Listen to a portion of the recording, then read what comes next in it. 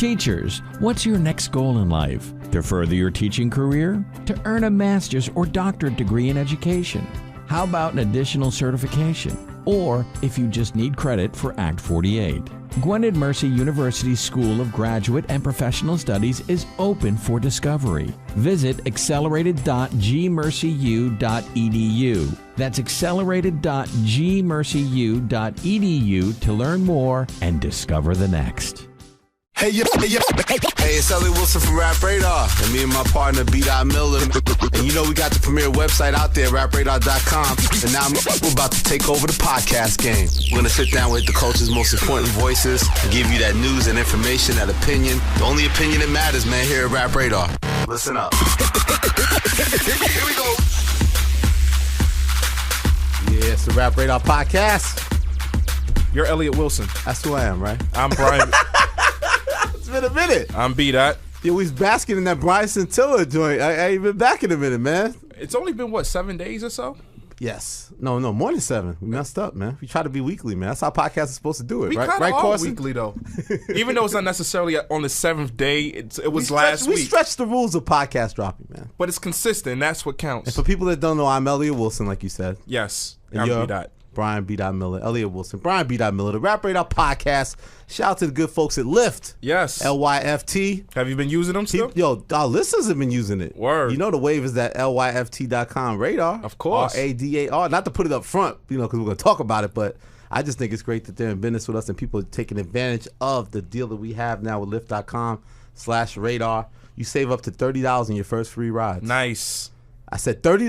$30. On your first free ride. American dollars.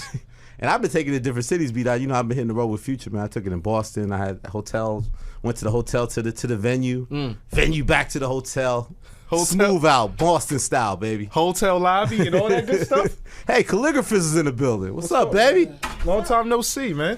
And you know that thing, LYFT, Lyft is not about, man. Not about that surge pricing, man. Yo, I hate surge pricing. Maybe Calligraphist, I'm sure you have a surge pricing nightmare. We should give you Lyft because you were late today. Yo, photographer is late. If you had the Lyft.com/radar, you wouldn't have been late, man. I would have been late because I would have been in that traffic on that. Nah, man, Lyft knows how to get past that traffic, man. They got very smart drivers, man, and know how to maneuver through the city, man. You got to get down with it, B-Dot. We got a whole private code on our side of Yes, things, sir. But again, for all those listeners right there, get some money off. Was it $30? $30 for your first free ride. You can't mess with that, man. LYFT.com/radar. And like I said, you can rate the drivers about cleanliness, friendliness, about, the way it's so hands-on, man. Like I feel like you have more of a direct connection to the driver. And that's the thing. You want to know who you're messing with. You get in a car with somebody, you want that person to be accountable, man. I think exactly. That's what the Lyft drivers bring, man. Like I said, they're anti-surge pricing. If you roll with Rap Radar, hit Lyft.com/radar. You get $30 off your first free rides. Make sure you tell them Rap Radar sent you. Of course. Lyft.com/radar. So B. Yep. Well, you want to talk about Troy Ave and Joey Badass first? You want to? Is nothing New else? New York rap beef? You must be excited, man. New York rap beef. I love a good competition, man. I mean, we got some New York rappers coming in today, man. Some legendary New York rappers. But Iconic. Before we get to that, this Troy Ave, Joey Badass. So for people that don't know, it's funny because I guess, a lot of these guys have also been supportive of the Rap Radar podcast. Had them both on. We had both on. We had Static Selector and Joey Badass on the podcast, like our 4th episode, right? Yeah. One of the early ones. Yeah, 4th episode. Salute to them. And they have a hot new record, man, produced by Static Selector. Ready? Joey Badass, Ready, right? And on the record, he takes a jab at Troy Ave about the record sales and who's really independent king out there and all that. Mm-hmm. And you know the boy Troy Ave, man. He don't take nothing lightly. Hey, it's the boy Troy Ave. Powder. When Taxstone dissed him, the podcast, he made a whole song, 80 bars for him. So, of course, Joey Badass tapped him, basically said that, Joey was talking about his sales and saying that Kirk Knight, his little man, sold more than Troy Ave. Right. So Troy Ave goes in with his song. What's the Troy Ave song called? It's called Badass. Badass. And B-Dot, if the people don't know, man, how far does he take it, man? And can you take it too far lyrically? There's no such thing as taking it too far in hip-hop. Yes, on the record, the response, he talks about how no one really cared. The hook goes, nobody cares about, Joey Badass's rise in hip-hop. Granted, although he does have a lot of record sales and, has a nice. But that's not what they're mad at. They're mad at the Capital Steez. Right. part. And there's a line where he talks about his fallen comrade, Capital Steez, who committed suicide.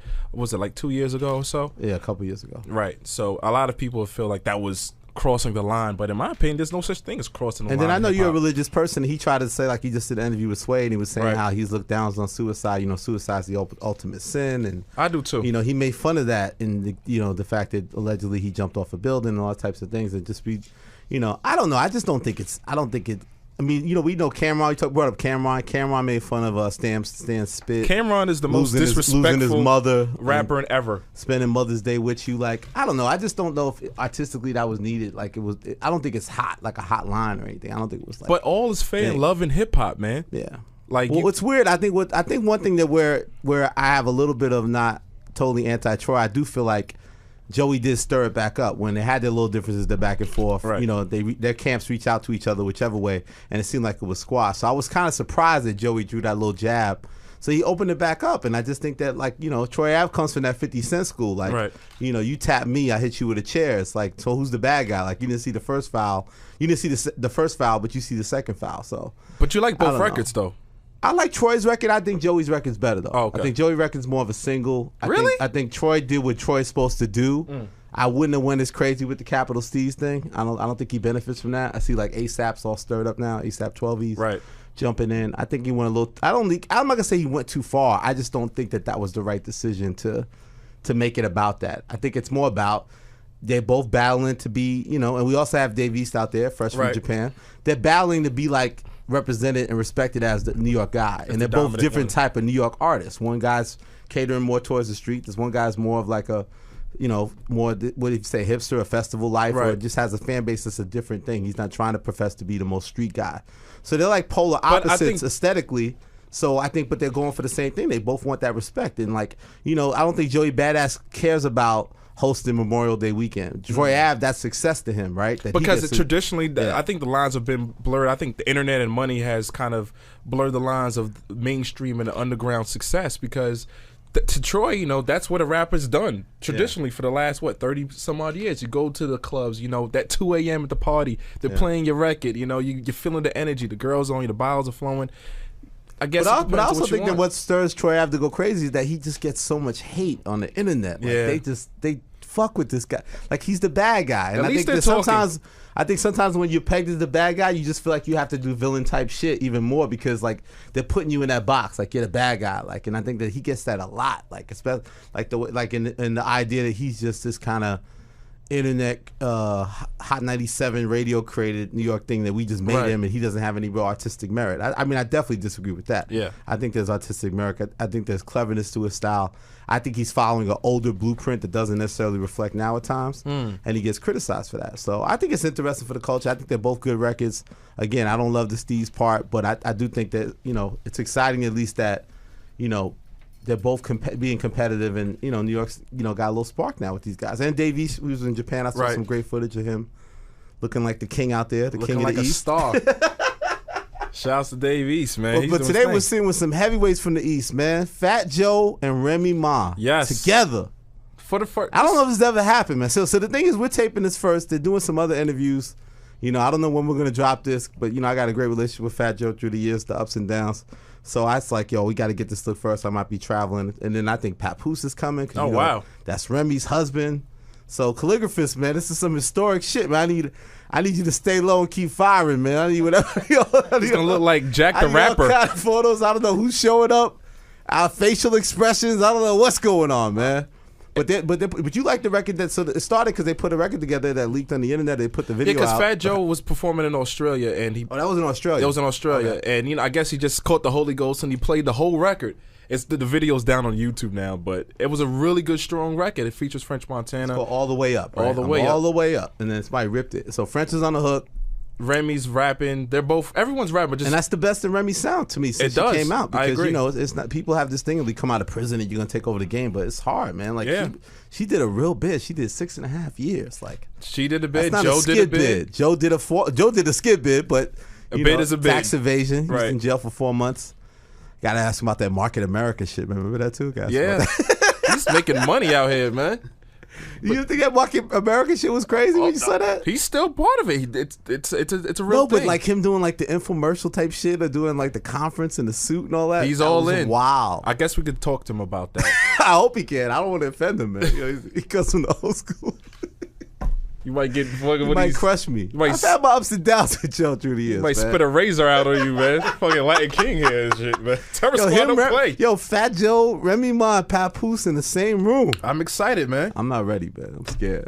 I gotta be truthful to you, B-Dot. Listen, I got your back. Calligraphus, he's from the Bronx. He'll hold you down. I'm from Harlem. Oh, y'all? Oh, what? You not claiming that Boogie Down Bronx? Okay, just making sure. Sorry. Okay, so also Bryson Tiller, shout out to him. Great episode. Hit number 2. We almost got back to the number 1 spot. Calligraphus. Corson. We almost got back to that number 1. That would have been our 6th number 1? 6th number 1. We got 5 so far. All right, maybe we could get number 1. We got 5 or 6? We got 5. 5. 5 I rings. want that 6th ring. Jordan, man. I need that 6th ring. Well, we got a lot of more weeks to go, man. Bryson brought us to that number 2, man. What are the people saying from that? I don't know. Let me check the comments. But I mean, the feedback on Twitter has been crazy. But I think some general comments has been left on the Rap Radar podcast on the Apple site. That's where you should subscribe, rate, and review the podcast. Please. That helps us move up the charts, man, in case you get it effed up. That's the way to do it. So let's see what the recent comments are, because I don't think we did the last episode. No, we haven't. I love the good, the bad, the ugly. All right, let's see what the people are saying about the podcast before we bring in Fat Joe and Remy Ma. This What is they the saying? person that says, Wyans' laugh isn't even that bad. 4 stars. Well, that was a lie. I respect I respect the work and effort that Elliot Wilson and B-Dot have put into hip-hop journalism and building great connections in order to provide great interviews. Yeah, we was a maniac trying to book Fat Joe this week. We was like, yo, get Fat Joe. We was Right. emailing everybody. I like it when y'all are a fan of their work and ask the artists about specific songs/works. The audio could be better, as others have mentioned before. Yo, of course in the audio. What's up, baby? What the fuck, Fix man? these mics, man. CBS Studios, baby. It's the people. The views of the listeners of the Rap Radio podcast do not necessarily reflect the hosts. We got to get a headphone sponsor or something. Some always Ben Simmons Lakers says the last couple of guests have been okay. Okay. Only 1 star. Damn. Damn. What the fuck does he want? They want us to get Cameron and Irv Gotti. He wants to get like Biggie or somebody? Pac? Somebody said Rap Radar podcast review 5 stars. Got to give it up to Elliot and B-Dot, man. Dudes really be doing their homework for these interviews. I like the consistency of the interview and the interviewees. I think they provide a great mixture of artists and businessmen behind the scenes as well as executives. Would love to get some more interviews from the OGs and the gatekeepers. Well, Keep doing y'all thing. Got an OG coming today, man. OG right here. So then we got suggestions if able. Suggestions if able. Who gives us 5 stars. Podcast is great. You guys are introducing me to new styles and material to listen to. So for that, I thank you. That being said, would be great if during the interview with these artists, producers, etc., you folks can play a soundbite of theirs. We can't. CBS says we can't do all that music shit. Oh, no. Just to get an idea of what they bring to the table. I normally listen to the podcast at work, but once I get home, damn, this guy's long-winded. I totally forget about the recent episode, which showed great exposure to your podcast and also the music these folks are pushing. It's a win-win for everybody. But yo, so you can't use music. You have to have rights to clear music. You got to be tricky with these podcasts, how you can sneak music in. Any more? We got a lot of more, man. Give me one more. One more. Make it a good one. Doesn't hold a flame to the Wine Apple Combat Jack podcast. And yes, the life is mind piercing. Love the balancing questions and guests for the culture. You guys need Dame Dash up there. I mean, it goes on and on. But yeah, it's mostly positive. Oh, that's mostly good. positive. And I think people are going to enjoy this episode, man. I'm excited, man. Remy Ma. You got some questions, B-Dot? I got a little bit of questions. I'm well rested just off my trip from Martinique. Yeah, tell them about your vacay, man. You did Bryson Tiller and then you just hit the passport. I'm the captain. Yeah, man. Yo, man, we got Drake in the IG comments, Timbaland, Joey Badass. I was having fun, man. Me and my homeboy Najee went down to Martinique, went to St. Lucia. We just, just enjoying life, man. Of course, and this guy does the Bryson Tiller podcast, and then he just flies across the country like he's Fuck it, why not? a winner in life and shit, I man. don't fly anywhere. They think these Rap Radar guys are rich out here, man. It's the biggest myth in the world out here. But everything was great, man. Hotel was great, but I ain't gonna lie. Uh-oh. It was a brand new hotel. Uh-oh. But That mattress wasn't right. That mattress. Oh! That mattress wasn't. Hey, when that message is not right. That mattress wasn't a Lisa. It's Lisa, man. It was a cheaper. I could have slept on the airbed, man. What the? Listen. They got to get down with Lisa.com. They gotta right? get down with Lisa.com. LEESA.com/radar, man. You know why I think they're cheap though? Because I'm looking at it. It says the Lisa thing starts at $525. The mattresses, man. Yes. You can't go cheap on a mattress. That's the most. Mattress is one of the most important purchases you make in life. So Absolutely. you should be able to spend $525 on your mattress, man. They compress it in a box. They ship it anywhere in the USA and Canada. 100% American-made mattress. It's engineered with free foam layers. You love the foam layers, don't you? I like a soft bed. With top cooling. They give you 100 nights, man, risk-free. 100 nights. 100 nights. Not 56 nights. 100 nights with that Lisa. And if you still don't like it, you send it back for free. Absolutely. And also for Rap Radar listeners, exclusively, you get $75 off. Yo, our listeners get the sweetest deals, like I always say, man. $75 off this mattress, man. The Wall Street Journal calls it the Uber of mattresses. I'm just saying. And these hotels, man, they don't do their job with that. They didn't represent. My back was aching. So please go to lisa.com/radar. /radar. LEESA.com/radar. Get you $75 off. Yes, sir. Shout out to Lisa. Yep. So, B, I think it's time, man. We're going to take it to the Boogie Down Bronx, the Architects, man. Fat Joe, Remy Ma. And the Terror Squad. R.I.P. Big Pun. They never thought this would happen again, baby. They're back together, man. Fat Joe, Remy Ma. Coming right back. Rap Radar Podcast. Yeah.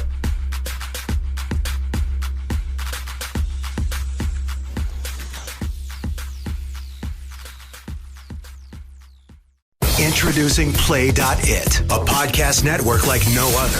From award-winning news programming and #1 sports brands to entertainment and business leaders, Play.it is delivering storytelling at its best. We're going to be having conversations with newsmakers and culture shapers. I will be talking mostly about fashion and how I've been marketing all of my life. Tech, culture, and entrepreneurship. Everything in the world of sports entertainment and wrestling and beyond.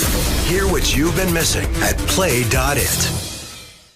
Hey, it's Ellie Wilson from Rap Radar. And me and my partner, B. Miller, man. The only opinion that matters, man, here at Rap Radar. Oh, this is history. This is history. Mike's is on. Don't say nothing crazy yet. Yeah. Now, don't say nothing crazy. Don't say nothing crazy yet. You can go in. We just go in, man. We don't do the say pregame. yeah. We ain't actually. We don't do the pregame. Tuned in, like, don't go crazy yet. You know, we heard when you was downstairs. We heard, we said when you was downstairs. What happened? We said they're on their way up. They're on their way up. Nah, you ain't bullshitting, man. Yo, B-Dot sent me the video. What was the video that leaked? You did the show with the song. Was that Australia? Yeah, I was just testing the temperature, and we that wasn't even mixed. So I was just trying to like see where we needed to take it, like how we had to mix it, what was the bottom. And so that was it. It wasn't really like nothing. I was just trying to feel the vibe. I was out there. And I get hyped, you know what I'm saying? Yeah. He like, I got some new shit. I didn't tell what really happened was that he was really excited about the record. He just couldn't wait another moment. I don't blame you. He was just, you know. Rem what I did Rem last said that night? text, fall back. I went in this spot in the Bronx. I had no business in last night. I'm always in the Bronx, by the way. Let's be clear. You're back. But I went in a spot I'm not supposed to be at. You ain't been in there years or Nah, it's just, spot? you know. You was at Jimmy's or something? A bunch of skinny niggas with 10X pants on and 6X Pelés, and these niggas is not. You already know it's ugly. Like, niggas got some hammers under the fucking Pelé. Like, I didn't belong in this motherfucker. Like, right? I'm still Fat Joe so right now. I walk up in there, niggas is like, oh shit, this nigga up in here, and I'm walking there with Uncle Dan out of nowhere, right? So I'm up in there. So niggas tell me it's like some rap showcase or whatever, this, that. So I go in there and I sit down. You know, nowadays they got hookahs and shit. Yeah. So I'm over there smoking the hookah and shit. And I say, y'all can see him smoking this hookah. He has a whole different hey. So I go up in there and I just grab my phone, plug the wire from the DJ. Uh-oh. And I look at it the right there. You I them. told them niggas, man, y'all been watching this movie for a long time. But get ready for a new chapter of the movie. I threw that all the way up. Them niggas went crazy. It's a good one. Oh my God. When the video leaked, I was like, yo, where's the iTunes link? Like, I tweeted you. I was like, yo, that's like, that's a hit. That's a record. B.I. hates everything at first. He was like, yo, that's it. What's a good so record? If you heard it off rip, you know what it is. I'll give you $1.29 right now, Fat Joe, for it. Thank you. It's available tonight. We gotta put that shit up. Well, actually, so Ren, how did this happen? Him 74.5. Oh, yo, let's be clear. It's my business partner. How does this happen? No, Ren? she's not my artist. Yeah. She's my business. This is a partnership. She's this is a partnership. fucking businesswoman now. We're gonna talk about him being a little bit late when we get downstairs. We're moving differently now. I explained to him I'm a different person now. We have to be on time. You know, punctuality is everything. I was just sitting, patiently waiting. I didn't text him. I didn't send any threatening messages, Y'all went downstairs getting the ID, right? So they was kind of like giving me a little. They really wanted their pictures. They was ready for they Fat was ready. Joe, They was ready. I told them they wasn't ready coming. for me. Okay. So when I came, they was like trying to front, but they was really getting the cameras out, right? Okay. So the getting the phones out. So when they did that, I was like, "Yo, where's?" And I looked. Remy was sitting there by herself, quiet. I said, "Oh my God, you're in trouble. Things have changed." Because Remy would have been smacking the shit at everybody in the lobby. Where the fuck is the ID, nigga? Yo, Joe, tell her. I'm like, oh my God, she's a businesswoman. She's changed a lot. I've changed a lot. So why is this the right business move, Rem, to make this record with Fat Joe again? And like, what was the magic that you guys coming together again? I mean, well, when it boils down to it, like, this is family. Like, every family has, that crazy family member that just gets out of control with everybody. That was me. I was that family member. I was the one. So the hype is real. The hype is real. The first interview of Remy and Joe together. Like, I just want you to know, Elliot. It's legendary. So I'm praying for these answers to come out correct. I'm like, Jesus Christ. Thank you, sis. That was me. I'm the one that comes. You're like, look, don't let her in. Don't invite her unless you want something to happen. Like, that was me. I was a little bit crazy. I was young. Joe was a little bit younger as well, you know, and he wasn't as mature as he is now. And sometimes when a lot of money was coming in too. A lot of money was coming in. When you have two people that he's an artist and I'm an artist, sometimes you guys tend to combat against each other when the best thing to do would be to work together. If we'd have worked together and stayed on point, like we probably wouldn't even be here right now. We would have been retired already, somewhere in Dubai, spending all this money. Like, but you learn from your mistakes. And before I came home, I didn't want to come home. Like, the situation that we went through, that it bothered me a lot. Yeah. And when I was away, I had a lot of time to think about it. And I didn't want to come home and have this situation with somebody that I love dearly, that has given me opportunities out of this world that people dream of having, and that we created a lot of great things, not just music, just moments in my life that when I sit down and I talk about, he was a part of them. Yeah.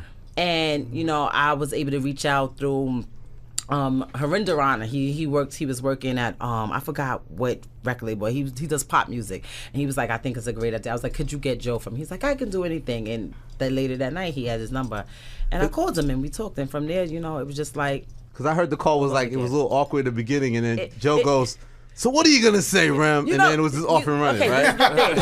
This is the thing, though. I'm gonna tell you the thing. Bro. The thing is that we both are very stubborn.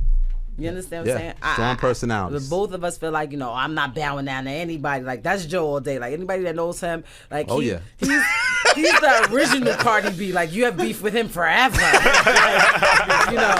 So, and I'm the same way. But it was just something that I never really felt it in my heart. It was something that went out of control. And I'm sitting there, I'm like, okay, how do I begin this? Because I don't want to seem like I'm too soft. And I know he don't want to seem like that neither, but I really want to fix the season. So we just say, I'm like, what up? I'm like, what up? What's good? Nah, what's good? You chilling? I'm chilling. You chilling? Like, you know what, bro?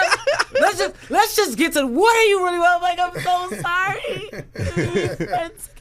But I need my brother back. You were already married to Pap at this time, right? Yeah. Now, Joe, you had an issue with Pap as well. He's a great guy, man, and I regret ever having an issue with Papoose. Because before anything, you gotta realize Remy's my sister. Right. She's my little sister. I damn near almost raised her. You know what I'm saying? So people don't know she lived with me for 3 years. We lived on a tour bus around the whole world together. But I mean, lived. Yeah. You understand what I'm saying? So she was my sister. She was my family. So, things overheat, and then, you know what I'm saying? But, now that I got to meet him, I realized that, this nigga's the best nigga in the world. And the way he loves her, you know what I'm saying, make me love him. So I'm like, you know what I'm saying? He loved my sister like that. And I'm sure no one has really got him publicly to say it. Maybe you had this conversation, but he knows, because he probably been with Remy with other people and all that. And he knows when she's with us. Like, we'll die for Rem. Like, she's our sister.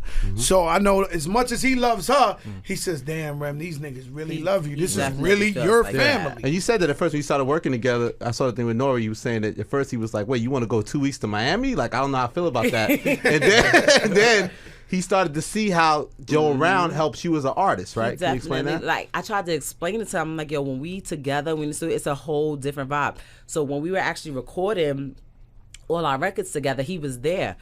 And we went home that night. He was like, yo, I see what you was talking about. He's like, yo, y'all dope together. So like, I think besides after Joe, before me, he's the most excited for this project that we've done. Wow. Like, he's seen it come together, and he's seen it not just from as being my husband. He's seen it. He's a fan. Like, he loves my music. He loves what we do, and to see us do it together and come, he's like, yo, what? He started asking me questions like, was it like that when y'all did Lean Back? Like, we've been married for like 8 years. He's asking me all types of weird questions. He never would have asked you, right? I'm like, what? Like, boy, bye. Like, it's crazy though, because it's the same situation. Like, he's a very different type. People from us being on the show, people get to see a little bit different side of him. Yep. But he's fuck up on Papoose right now. Papoose is black love, nigga. Like, oh yeah, he's the poster loving boy. This nigga. He's the greatest. I want to be loved the way Papoose loves Remy. Crazy. Like, please, nigga. Like, yo, you making it hard for us married guys out here, right? Like, yo, you making it hard for us married guys out here, Pap. Don't do this, crazy. Papoose. But he's very stern, and he's very stubborn as well. Oh yeah. So when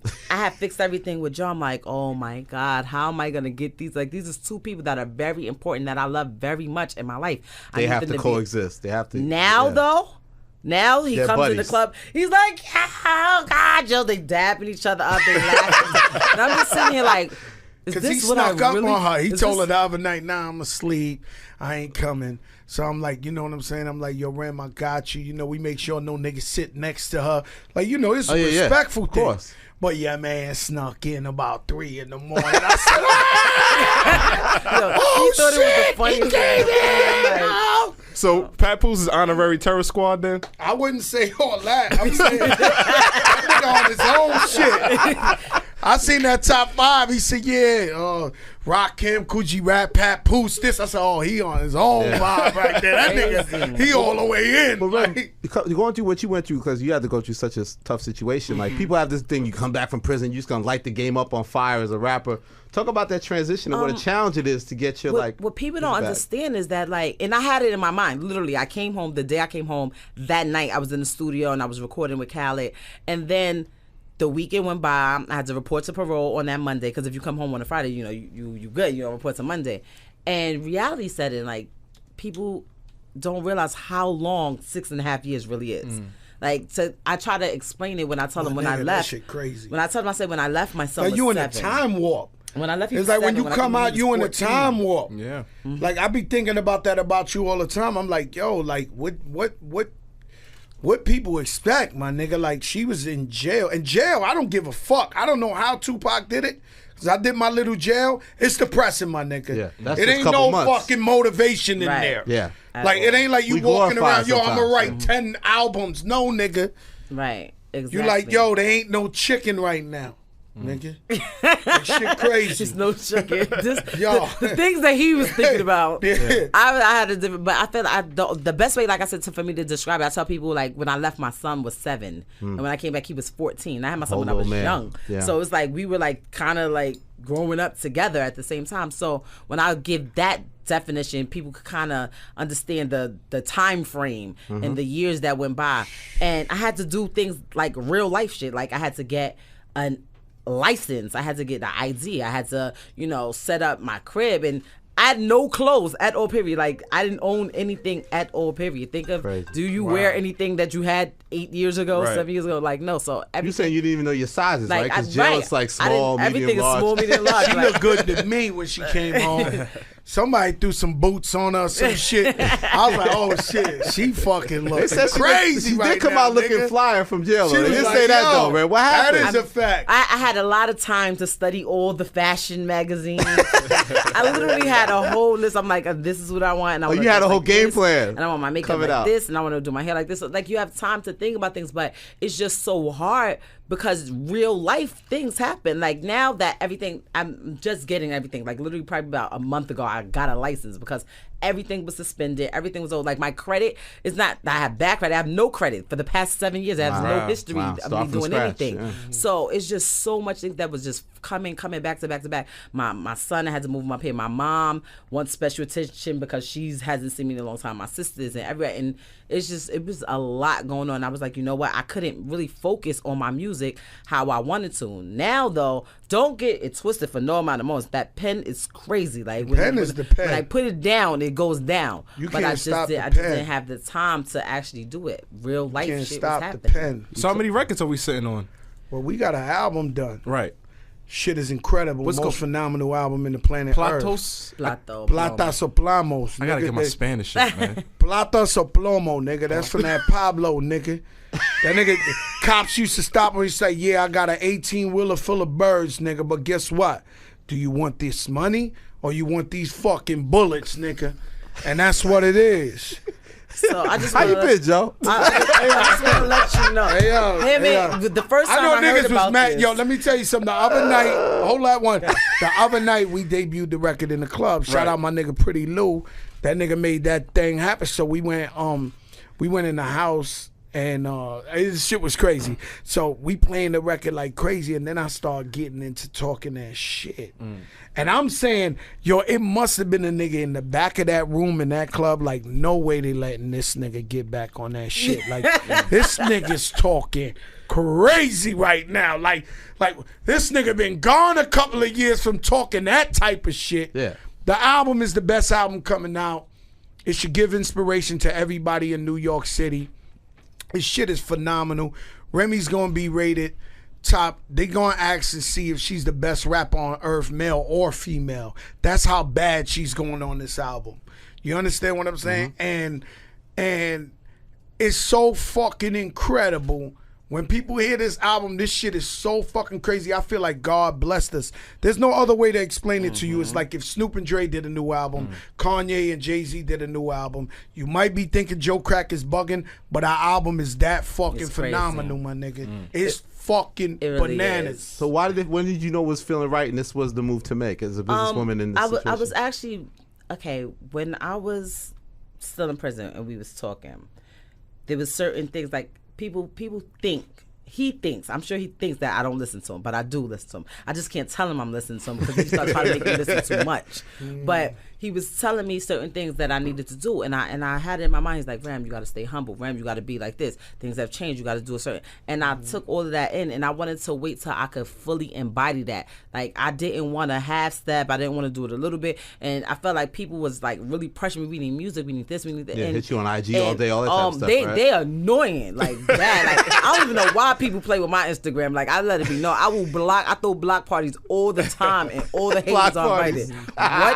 I will block you fast, and then I'll take Pat phone. Let me see your phone real quick. Just in case you try to come over there. I'm blocking you over there too. Them niggas like too. I'm not playing, but it was to the point where I felt like I know what we do when we sit down together. Like not for nothing. Like he makes me better, and I feel like I make him better. It's times where I went in there and I say something, and I be like, Joe, you killed that, but listen to what I just did. He's like, I think I'm gonna do one little part over, and then he'll do one little part over, and I'll be listening to it. I'll be like, now if I go in there and say I want to change my part again, we'll just never get this record finished. So I just leave it at that. So with me is like, you know, and I just want to see Rem win. She wants the same for me, but you know, she's from my family tree. You know what I'm saying? So I know her potential. I know she's the nicest chick in the game. And Facts. I also knew I had to produce this to make this the nicest, to make her the nicest in the game. Because I was like, I had to do all this myself, my history. I have to sit down and be like, yo, she was locked up too long, you know. Then I don't know, like Pat Poose is crazy underground and he's a husband. So I don't know what route she's trying to take with her career. But I knew, like, yo, as soon as we lock in, as soon as Rem gave the thumbs up, you know what I'm saying? So I took her to the Bronx. We did the BX Fight Club. We did him. He had Fat Joe come and rock for the people in the Bronx. The shit was sold out. I brought Rem out. When I brought Rem out, niggas was going crazy out there. Like you see Sparkles. They never thought they'd see that again. They like Fat Joe. and they like Remy Ma, but they love Fat Joe and Remy. Right. So the sparkles, if you can see the sparkle, niggas was like, it was like New Year's, everybody lit. Like, oh, like, no way. Y'all first records was on Jose, right? Yeah. Oh man, I don't even know Pun shit and all that. So the first record was on Yeah Baby. The first time Pun we did shit. on Pun's album. Yeah, That's the first. because you on Miss Martin. How did you get your own song? Like he just gave you a She song. was the nicest bitch in the game. There's just no way. I was thinking that, but I didn't. I was trying to say, how can I say? No, I but was let me the ask you a nicest question. Ever. Am I supposed to say the nicest chick in the game? Because she hates that. You're a fancy businesswoman, shit. or I mean- nicest bitch in the game. Bitch huh? is fine. Bitch sounds The like bitch more, is in the game. It sounds more official when you say bitch. So But- I said like this. I said, yo, when she spit, let me tell you what happened, right? So I might have told this story before, but so Pun says, yo, twin, I signed this girl artist, this and this and that. So I'm like, all right. So he's like, I never forget. I don't know where it was at, but I always remember it was a wood studio. It was like in some Sony. We bullshit was in Sony studio. It was like wood. Nah, we was in Sony downstairs. So then I go like this. So then she got the leather vest on. So we play a beat. And she started rocking for like 10 minutes straight. And she was like, I shoot the air bubbles out your sneakers. I'm Ra's sister. And Ra told me that this. And I'm like so sick. I'm jealous I didn't discover her. Like sick. Like I'm sitting in there like, oh my God, this nigga found the illest bitch in the game. So I'm sitting there like this and I'm like, so Pun's like, what's up, twin? What's up? I was like, she's phenomenal, Pun. She's phenomenal. So then I go like this. So I start walking away. He said, nah, twin, she signed to me, but we signed it through you, twin. I was like, Jesus Christ, there is a God. So first of all, he's saying this with this nice smile on his face. He's like this. The whole time I'm rapping, he's like this. Won't give you nothing. Yeah. Doing the official Joe Crack with the shoddy logo face. Like this. I'm saying in my head like, yo, I like, because I rap, like I never was the type, like I never did talent shows. I used to hang with a bunch of real gangsters that used to come get me and bring dudes from everywhere else and like battle for money. So I'm sitting here, I'm like, this is Joe. Like, he's from the Bronx. I listen to what he hangs with Pun. Why am I getting this? Right, yeah. Where's the reaction? He wasn't giving me the reaction I wanted, but after he told me the story, like how inside he was dying, oh my God, I felt a little bit better. But the whole time I was like, he doesn't like me. He thinks like this, something's going on here. Something's wrong. I was sick. Because now I got the nicest nigga. Now I got the nicest. You already bitch came up having game. Pun. It was like, how did Fat Joe find Big Pun? And then how do we find Remy? How did Pun find you? Pun lived around the corner from my mother, and I used to hear rumors that he lived there, but I never saw him. Like I didn't live with my mom, so when I used to go see her, they used to be like, yeah, Pun lives over here. I was like, yeah, right, whatever. Because he was already on. He was moving. He was already platinum rapper, Grammy nominated. He was out of here. Yeah. So this is when you were in Queens, right? No, I was in the Bronx. I was in the Bronx. Okay. And Pun lived in the Bronx. And dead in the Bronx. Dead in the middle. Because Remy caught some money and went to Jersey. Fat Joe caught some money and flew to Jersey. I was begging this nigga like, yo, Pun, he's in the middle of Soundview, my nigga. I'm like, yo, Pun, why did you buy the house? I showed him houses in Jersey too. I was like, nigga, come on. He was like, fuck that, nigga. I'm in the hood.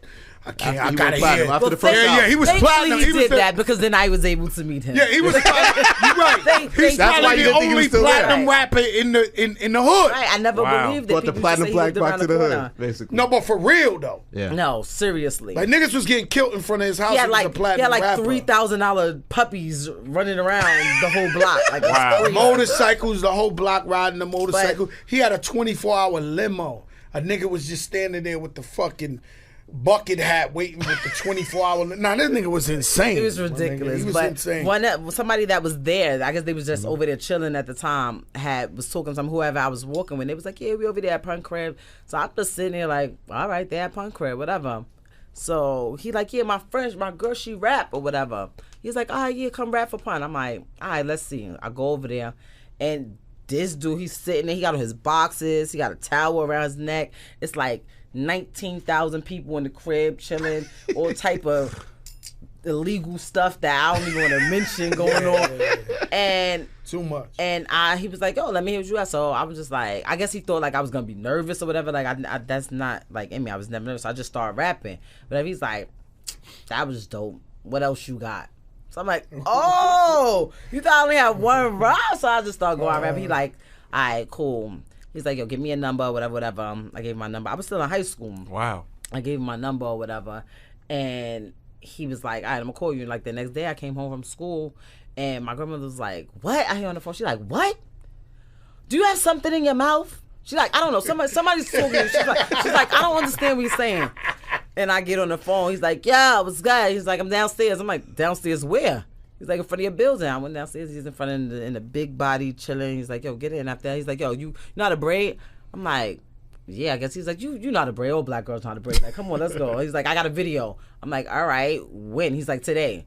I'm like, "All right, with who?" He's like, "Oh, Fat Joe and Jennifer Lopez." I'm like, "Cool." So I braid his hair and he went to do the video. Wow. And I'm sitting there in the truck watching them film the video. Wow. Jennifer Lopez, Fat Joe, Big Pun, and it was just like, that's from the that Feeling day, So Good video, right? Yeah. Right. After that, from that day, I was just with him like every day. He put you on. You was wrong too. Miss Martin too, right? So yeah, it was just crazy. Like he was that real. Like, "Oh, I'm in front of your building. Come downstairs. Oh, could you braid my hair?" "Yeah, we're going with Jennifer Lopez and Fat Joe and shoot this video." I'm just like, and Pun was crazy. And I'm no dead ego. in high school, right? Yeah, Wow. no ego, no ego with Pun. You know, Pun. He just, he felt real strong about being a down to earth person, man, and just being in the hood and, offering inspiration. You know what I'm saying? Yeah. It's a dangerous thing to do. Me. And I should have listened more to because Joe used to be like, "Listen, I know you love the people in your hood. I love the people in my hood too. But you cannot stay there. You can't be there. You can't keep it real all the time, Ram. You got to do this." And I was like, "What? Pun used to do this and this and this and that." Jam Master and this Jay is like, got killed. Really? Any nigga who tried that shit, any nigga who tried to actually live in the hood after being big, got murked. Big L, middle of Harlem, right on his block. He used to rap about, and unfortunately, we try to motivate and inspire niggas that came up just like us, but other niggas, you got the 1 or 2, 3 niggas who's jealous. That's how she got her face cut. Niggas is just fucking jealous niggas. So, what I noticed through my life, now this is a mature Joe Crack talking, is what I noticed through my life is that people don't like to see your success because it reminds them of their mediocrity. So a nigga mad at himself because he didn't take the opportunities, what he didn't get done, or he couldn't get done, so they want to talk shit about you. Yeah. You know what I'm saying? So it's a fine line. I just left the Bronx. We in the Bronx all day, my nigga, but you gotta do it right. Like, you cannot live in the middle of what Pun was doing. He eventually would have got into some type of problem. Were you on? And Pun's not pussy. Tell me. And so they would. So God forbid somebody would have fronted Right. on Pun, because it'd have rang off 5,000 shots on that block. But were you- literally Taliban shit? Like, it would have went crazy over there, and we would have been on the news. But were you on at that time when someone shot at you in front of your mom's?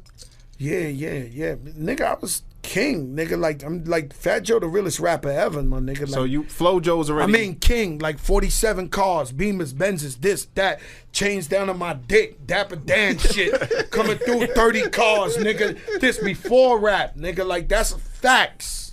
Any one of your cousins in the Bronx will tell you, Harlem. I'll tell you, I'm nigga. from Queens, Joe. No, I'm just saying. I mean, they niggas in Queens know too. Yeah. But what I'm saying to you is, we been on.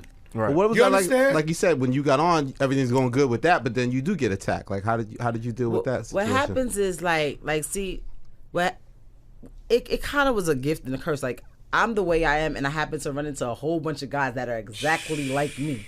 Like, I wasn't the normal girl rapper of the crew. Because you was on your own for a long time. Most of the time, when it was us, like, and something happened, it was either, the girl rapper or the singer of the crew that the problem started with. Like, by the time I came, right, serious, by the time I came, Joe was a little bit smarter by then. He had been through so much stuff that we was just experiencing. I'm 21 years old, 20 years old. I'm trying to talk to him, Elliot. Me, Joe Crack. But it's annoying, though. Let's you chill. see him like, really? Fat Joe? The gangster, please get out of here. I don't want to hear it. Some shit happened that I can't explain to you. Just one of the things that happened.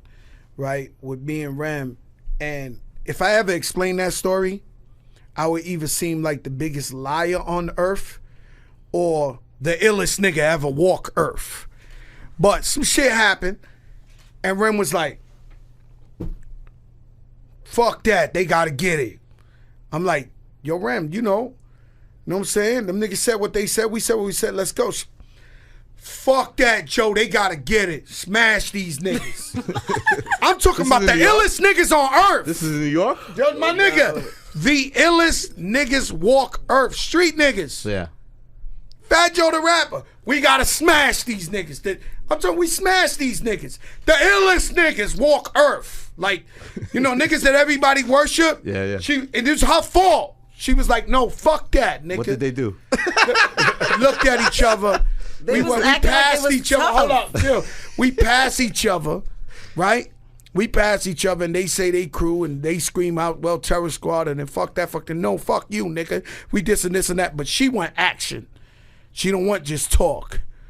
You know what I'm saying? We didn't get away with telling Pablo Escobar of the street, fuck you, nigga, Terror Squad. She want niggas smash. And when I look back years later, I'm like, yo, this I gassed it. crazy. I did. Yo, I'm sitting there like, yo, this is nuts. You have to understand all the real my crazy nigga. stories. I wasn't there yet, so I used to hear, yeah, we in pun and we did this. So this was my good chance to get some real actual story that I could stamp on. I'm like, I think they need to get it. I'm just serious. Like looking on the outside, looking in, It's gonna make us look bad. Yeah. we gonna look crazy. Yeah. I know you want to look crazy. I know he's so gassable. It's sad. He's so gassable. He wants to be good, but he's bad. You pulled him back. But he's bad. He wants to be good, but he's bad. So all you gotta do is I'm a great guy. all you gotta do is feed the right things. I was the one on the other side of the shoulder with the pitchfork, like they gotta get it I'm right like, now. Oh my God. And you know it went all the way left, but we're different now, and it's so crazy. We really are. Inside, Probation. Inside, oh, that parole thing is a wonderful thing. Parole, It keeps we love right you. in line. But when we be talking about certain things, like I really want to be like, yo, I really don't give two fucks about it. Like we'll both be sitting there talking bullshit, like, yeah, because this is the right thing. You're right, Rem, and you know what, Joe, you're right too. Then you be like, fuck this shit. Like I'm like, no, we both can't be like, fuck this. Like we have to stay balanced, and I think that's why why right now it's such a good time because we're in a different space. When we was in the club the other night, he's like, yo, Rem. He's like, it's different. He's like, you're not smoking a whole bunch of weed. You can't smoke or drink, right? No. He's like, you know, you focus. I'm focused. The time is right, and the music is phenomenal. So when I think about it like that, it's a great thing. Everything, you know, happens for a reason. I think now the timing is perfect, and we really So are. I see Remy on. I see shit. Remy on a whole nother level, not just rap music. Rap music is what we love to do, and we make money off of that, thank God. But it's just all these other avenues I see that she could open that I haven't even discussed with her before. But it's different lanes and avenues that's just begging for someone like Remy, you know, who really been through so much and can offer so much to the people to just come up in there and just grab that. Yeah. You know what I'm saying? So I see it. I sit back. I think a whole different way now, Elliot. Like, you know what I mean? Like, I'm just totally different the way I think. So when I look at her, I be like, all right, let's just get this popping to where every door and window opens up in America. And then, all right, Rem. So how we gonna roll this out? And he thinks at 4:00 in the morning. My That's phone nighttime. rings. Rem, what's good? I be like, 4:00 in the morning. Nah, I was just thinking. Check it. I be like, oh. Hey, yo, I hit Papoose with that shit yesterday. God. In the middle of the night shit. Yo, Pat, check this out. When we leave the club, get out of here smoothly. I don't want no altercations. I don't want nothing. No, the craziest shit happened today. Look. Oh my God. Here we go. Yo, this is terrible, man. Hilarious. My man calls me up. He said, yo, Joe, man, you know, I'm sorry to hear this, man. I'm sorry to hear. I said, what? He was like, yo, Rem, man, you dropping out? I said, nigga, we about to drop that single and everything. This shit crazy, nigga. Niggas is bugging. He's like, yeah, you ain't look at media takeout then, right? I said, what? He was like, she's having a baby. I said, motherfucker, man. She's having a fucking baby. I was with her the other day. She was wearing some skin tight shit. some see-through shit. No way. He was like, yo, man, it's all over, nigga. Wow. I said, I knew I was coming here with you. I said, oh my God. I had to stay quiet and I call her up. Let me tell you. Because you ain't fucking up this money, man. Let me tell you part two. He sees me, he goes, Ram, you seen media takeout? So I'm like, no. What happened? He's like, they said you pregnant. I'm like, that's crazy. He's like, yeah, who told them that? I'm like, I don't know who told them that. He's like, it's a lie though, right? I'm like, yeah. He's like, oh my God. Hallelujah. Oh God. Not now, Remy. Please. Not now. Please. I didn't know how to bring it up to you. You was just with me the other day. Why wouldn't you tell me? Wow, media I was takeout. Kanye's dying. right, man. It's evil over there. I didn't know he was Media going to takeout. work like that out of gas. I'd have like, I was going to tell you the other day. He'd have probably had it. We wouldn't have made it up here. The paramedics would have been downstairs, everything. Oh, my God. Crazy. I was like, it's not a very credible source. It seems like, Joe, with you, like, even though you have, like, guest verses here and there, for the most part, you kind of been distant from the music. I see you're doing Market America, Shop.com. Right. Is that because of that? President of the Urban and the Latino. What happened with me was, well, we'll keep this positive, but what happens? You don't have to. No, I have to. Stop. So, Sorry, Remy. What happens with me is, I've always been an entrepreneur since I was, 14 years old. So, I just try to get different ventures. You know what I'm saying? I'm a little bit late to the game.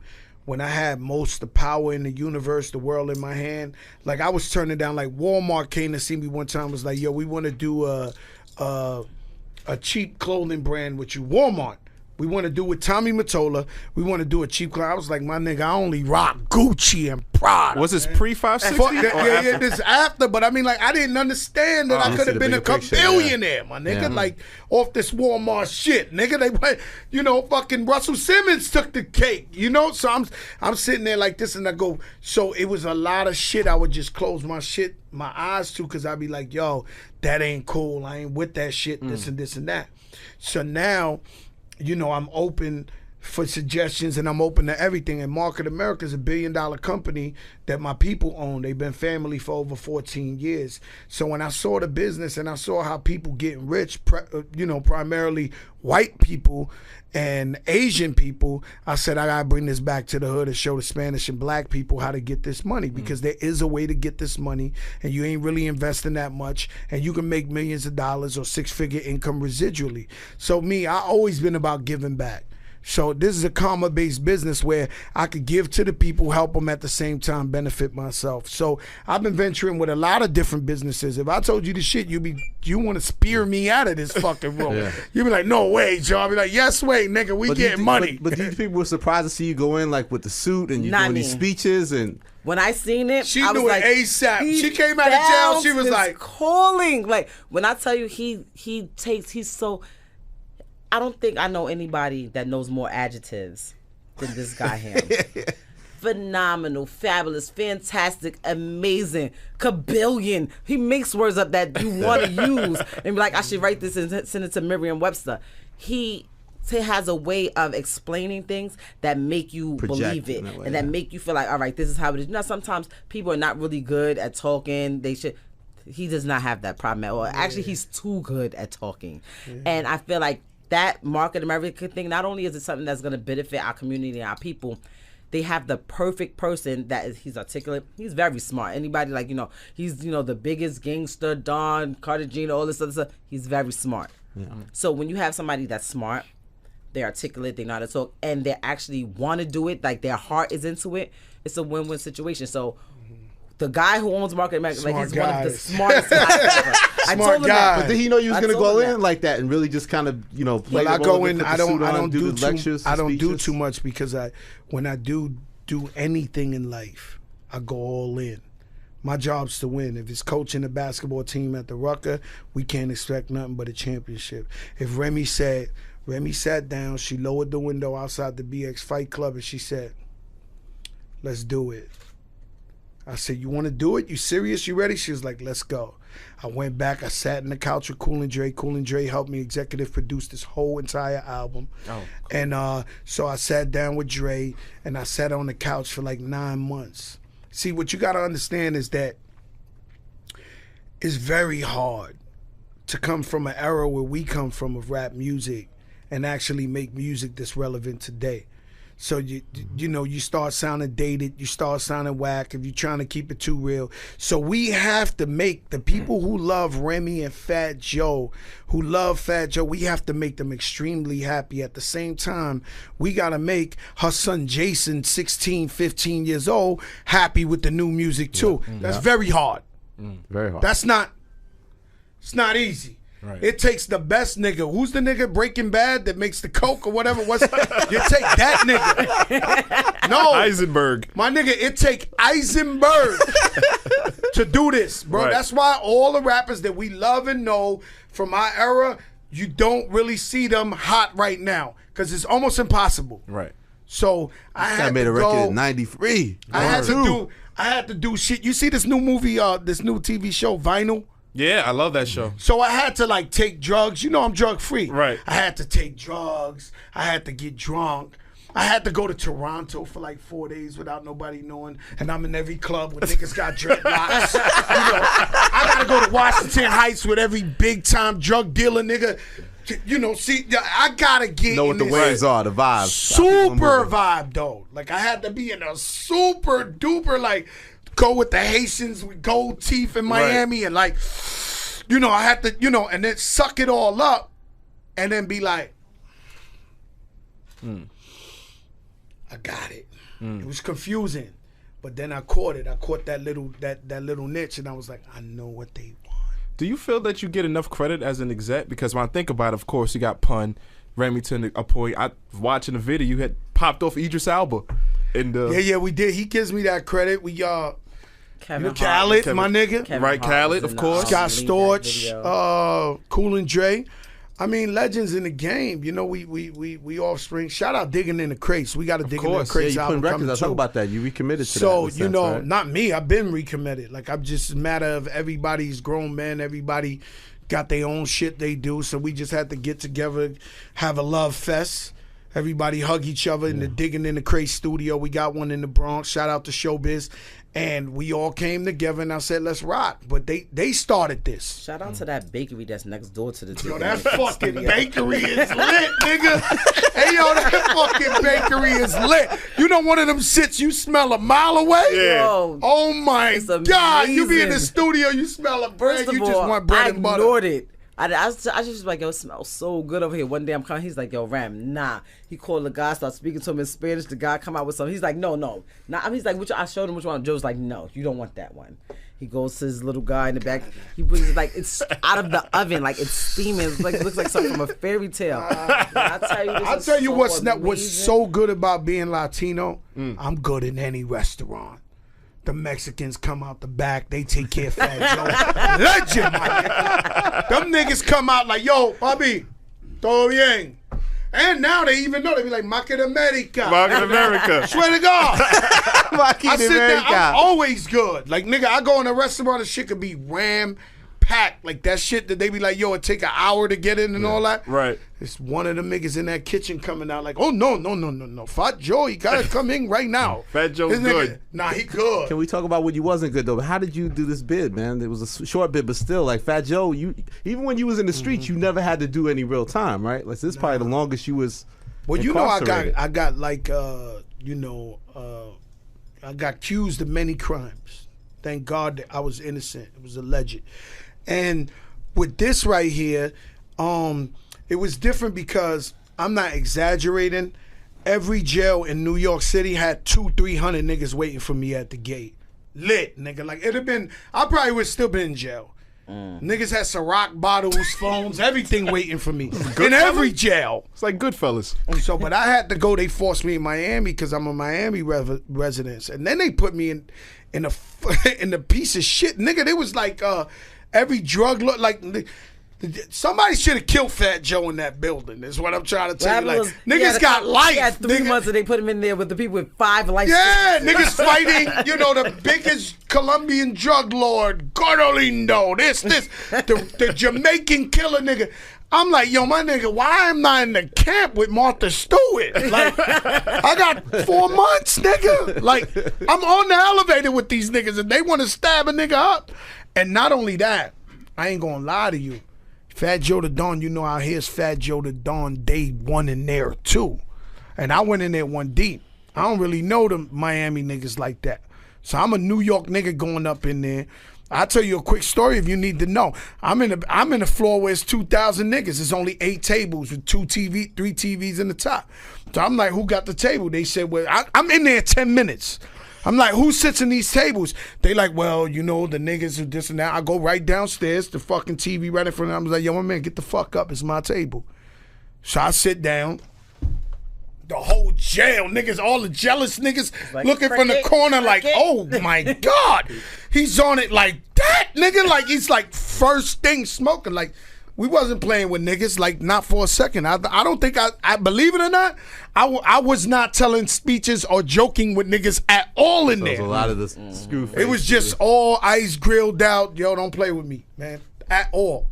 And if I wasn't Fat Joe, and I know she had it bad, but if I wasn't Fat Joe and I was a regular nigga, I would have started Fat Joe. If I was a regular nigga, nobody sending me packages or nothing. Fat Joe walked through the door. So I already knew, you know, like, you know, there's animals. Like, you know, but thankfully them niggas, they ain't really want to get it on like that. You know, they was just like, all right, you know. But I had a lot of, you know, New York shit going. Like, you know, he from New York.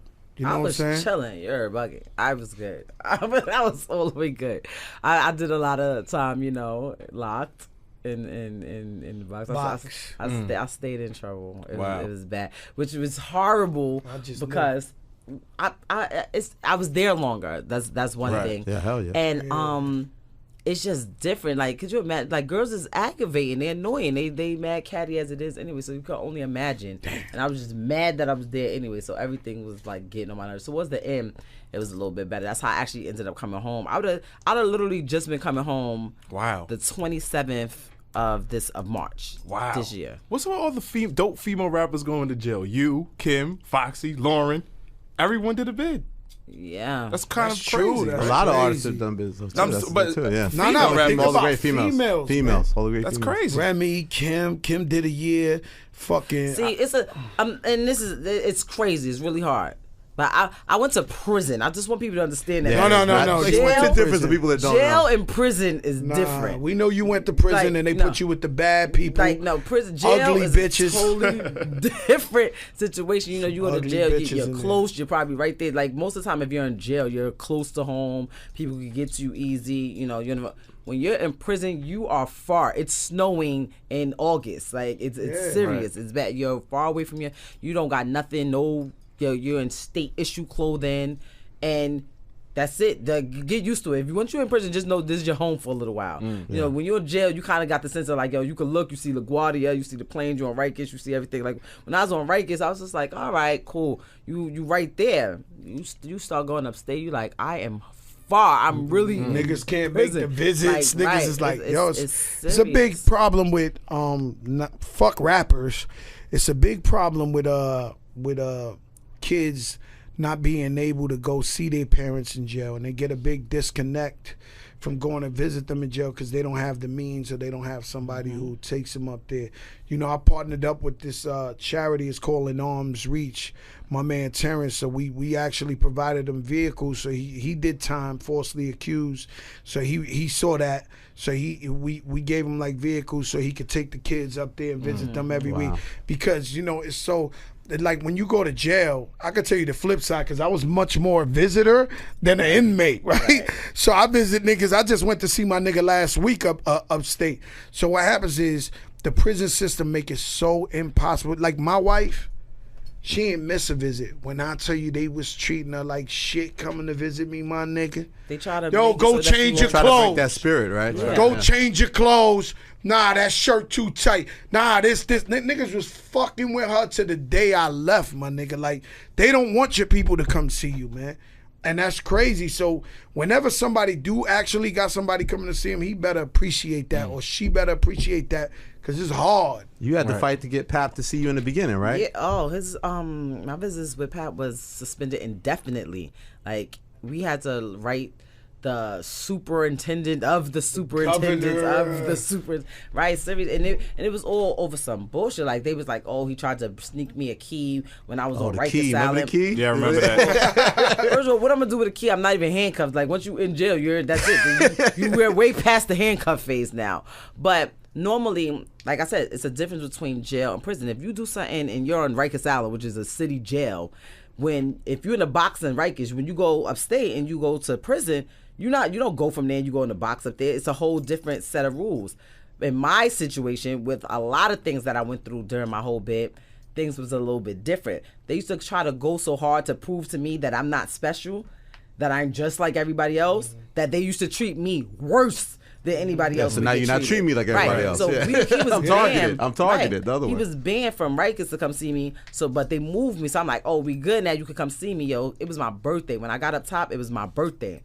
And he came to visit me, and they was like, nope, this is from the superintendent of jail. Indefinitely, you can't come here ever. We feel like you're a security risk. Spy, don't come back ever. Wow. So it was months. Months had went by before he was actually able to come in and see me. By the time I was probably like 155 when I first got there. By the time he was coming to see me, I was like 130, like stressed out. Like, oh my God, this is crazy. How can you tell somebody that their husband can't come visit them ever? Ever. Wow. You're gonna be here for 8 years. And he can't ever come, when you go to jail like where she went, you know what I'm saying, outside of metropolitan area, racism plays a big part. It becomes the silent majority. Mm-hmm. And sometimes being that you're an inmate and you ain't got no voice and nobody can hear you is actually the loud majority. So you got to understand you dealing with all that shit too. With once again people dealing with their mediocrities, looking like this bitch here, she gonna come out to fucking Phantom. She gonna this. I had one argument. I don't want to talk like I'm the toughest nigga in the world. Yo, my nigga, I had an argument one time with this cop, man, cause this nigga, man. So they in the kitchen and they supposed to feed everybody in the kitchen, right? So it's like me, by the way, I had 2 dozen of chicken every day. Nah, you get a piece of chicken every Thursday. You ain't holding no weight, you be lucky to get that piece. On everything, I had at least a dozen chicken a day, nigga. Like, let's get that clear. Super clear. 6 in the morning, I'm eating chicken, right? So I'm like this. I'm like, all right, so we in the kitchen. So I had to get off the floor, so we get a job in the kitchen, right? And we in the kitchen. They didn't feed niggas on what they supposed to feed them. These niggas work like slaves, so they ain't feed them. The next day was like a Friday, so the niggas, it's like 1 in the afternoon. Normally the inmates eat at 10. It's 1, so niggas is making some food. So finally you see a whole bunch of niggas get online to eat. And you know, these are the less fortunate. These are guys who ain't got means, or they don't hold no weight, or they ain't no real tough niggas. Yeah. You know, they ain't with the shit, right? So the weak man gets played, right? And so this nigga comes, hold up, before you serve him, hold up. So this nigga come over, black dude, he was a older, like, correction nigga. Nigga used to wear the 3/4 jacket and shit, like one of them fucking Colonel Abram niggas and shit. So he walking up like this. So niggas is starving. They didn't eat the day before. Then they starving, extra hours, and he says, hold up. So he goes and it's a tray of chicken, right? He said, turn that one over. So the nigga turns it over. Not crispy enough. Flip this one. Nah. Yeah, that's my piece of chicken. That's my piece. So I'm standing there like, yo, this nigga's acting like niggas is slaves or some shit. Like, this nigga was... So I walk over, I grab like 3 pieces of chicken in front of the nigga. These niggas look at me like I'm crazy. Like, the whole line is like, oh my God. Like, niggas don't want beef with the correction, nigga. So he's like, yo, why you grabbing my chicken? I said, you know what, man? Fuck the chicken. I threw the chicken. Boom. And niggas started talking crazy, right? But that was enough, because niggas act like they tough, but they really don't get it popping with the correction officers. So for Fat Joe the rapper to run up on a nigga, pull the chick, that was enough for me, right? Like, them niggas wanted to see me hook on a cop and all that shit. I'm like, yo, B, y'all niggas are scared. Eventually. Yeah, y'all niggas scared to look at these niggas. You already saw what I did to this nigga, so I go like this, boom. So a nigga talking crazy, right? But not too crazy. My kitchen, I don't care. I get with that shit. I got 2 dozen chicken every day anyway, right? The next day, so niggas is like, they found one thing. It was a correction officer. Even though if they would have saw the strength in it, they would have been like, yo, this nigga actually housed the head correction officer nigga, grab his fucking chicken and told him and threw it on the floor. Like, nigga, I'm supposed to be beat up or something for that, right? So I turned around, boom. So they should have looked at that, but they looked at it like, yo, that nigga was talking crazy to Joe Crack. They ain't see nobody talk crazy to me, but obviously he's the head correction nigga. Yeah. So I go, all right, cool. So we go to work the next day, right? So everybody line up. And this nigga's a super dickhead, right? So he goes, I have something to say. Everything he usually says, he's a fucking dick, this dude, right? I have something to say. I have to apologize to Mr. Cartagena over here. It was wrong what I did yesterday, and I would like to know if you'll accept my apology. Wow. And I turn around, I look at the nigga, I said, so, you apologizing? Niggas was watching that shit. About 150 niggas watching that shit. This so nigga's you gotta a drag dick. it out. I said, yo, you apologize. I'm apologizing. It's my understanding if you wanted some chicken, you could possibly buy a farm. I'm sorry. I said, okay, my brother, it's all good. This is that nigga son himself, man. Early. Man. So, but they niggas be abusing, man. Right. They be abusing. Did you have to defend yourself in any kind of situation? Oh, share, Rem? My situation. Like, you might have had 1,000 incidents. It was so crazy. I would probably say the most annoying ones, like when I first got there, I probably was there like up top for probably like a week. And this chick, the officer, she was like, can I get a volunteer to sweep the stairs? So nobody don't say nothing. She goes, Smith, come, you can do it. I was like, I didn't volunteer. She's like, I know, but nobody else did, so you can do it. I'm saying to my mom, I'm like, this bitch just want to go home and be like, yeah, I made Remy Ma sweep the stairs today.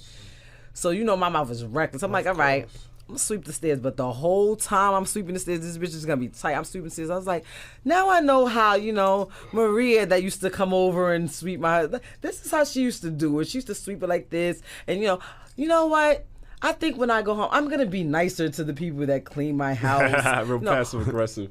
Matter of fact, I'm going to hire her to clean my house and the condo as well that I have down the block from my house. She was like, I have a housekeeper too.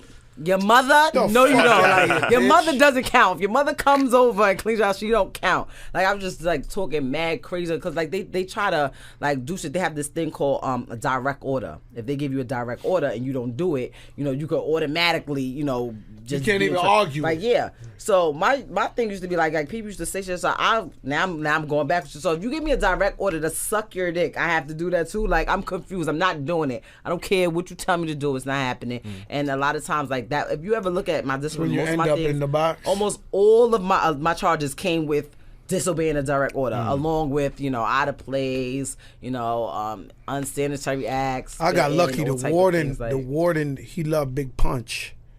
He used to call Big Punch. Nigga used to come up in there every day. Every day he come in my cell. Hey, Joey.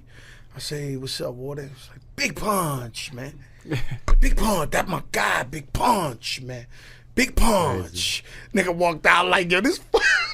I got a Big Pun question. I always wanted to know, Joe. How did you orchestrate John Blaze? Was that you? Who quarterbacked that whole situation? Yeah, that was me. And that's a classic posse. And it was it inspired Ben from TV. People forget that. People forget that. It inspired. Can I Ben tell you what from I remember TV. about it? I was at the Source, and niggas kept changing their verses and sending new versions of the song because Cass would add a new verse. Was everybody together though? Didn't Cass change their verse? So what happened to me was Nas changed his verse. Nas changed his verse. What happened to me was Pun used to set niggas up. So Pun would be like, yo, get this one, get that one, get this one. I'm gonna kill these niggas. And then he just be like, what a collaboration. For him was a rap battle. He petty. So That's real petty, right? Yeah. So he'd be like, yo, Joe, go get these niggas this. Nah, kid, Nas, that's your man. He gonna do it. Don't worry about it. Go get him. This. So when he get on there, he be like, even if I started, I would still shit on you. And I'm like, that nigga was going crazy. So what people ain't understand, right? Now I'm gonna give myself credit, not being arrogant, but as a rapper, because obviously Fat Joe don't get credit as a rapper, by the way. But I luckily got 15 top 10 songs in America and all that, right? Well, it's cool, but no arrogance. People were sleeping on me, right? People sleeping on me, but they don't understand that you have to be somewhat good to even get on a track with Big Pun, to even actually hang on the wing with this nigga. Yeah. Right. So like in John Blaze, you know, I had to spit that shit. Pun coming off, twins, all them, like, so I already knew that I was nicer than niggas was giving me credit for. So, you know, when Pun passed away and niggas was doubting me, I already knew, yo, I'm nice, nigga. Like, yeah, they didn't want to accept how nice you got after Pun passed. That was the whole drama. I'm gonna tell y'all what Joe does. He's petty. I'm petty now. I'm the too. queen of Oh, petty. my God. So I know petty when I see it. He'll sit there, let you do everything. He'll do his, if he feels like, he's not a hater though. If he feels that you did good or that you killed it, he will say, he like, yo, I'm not gonna lie, you killed that.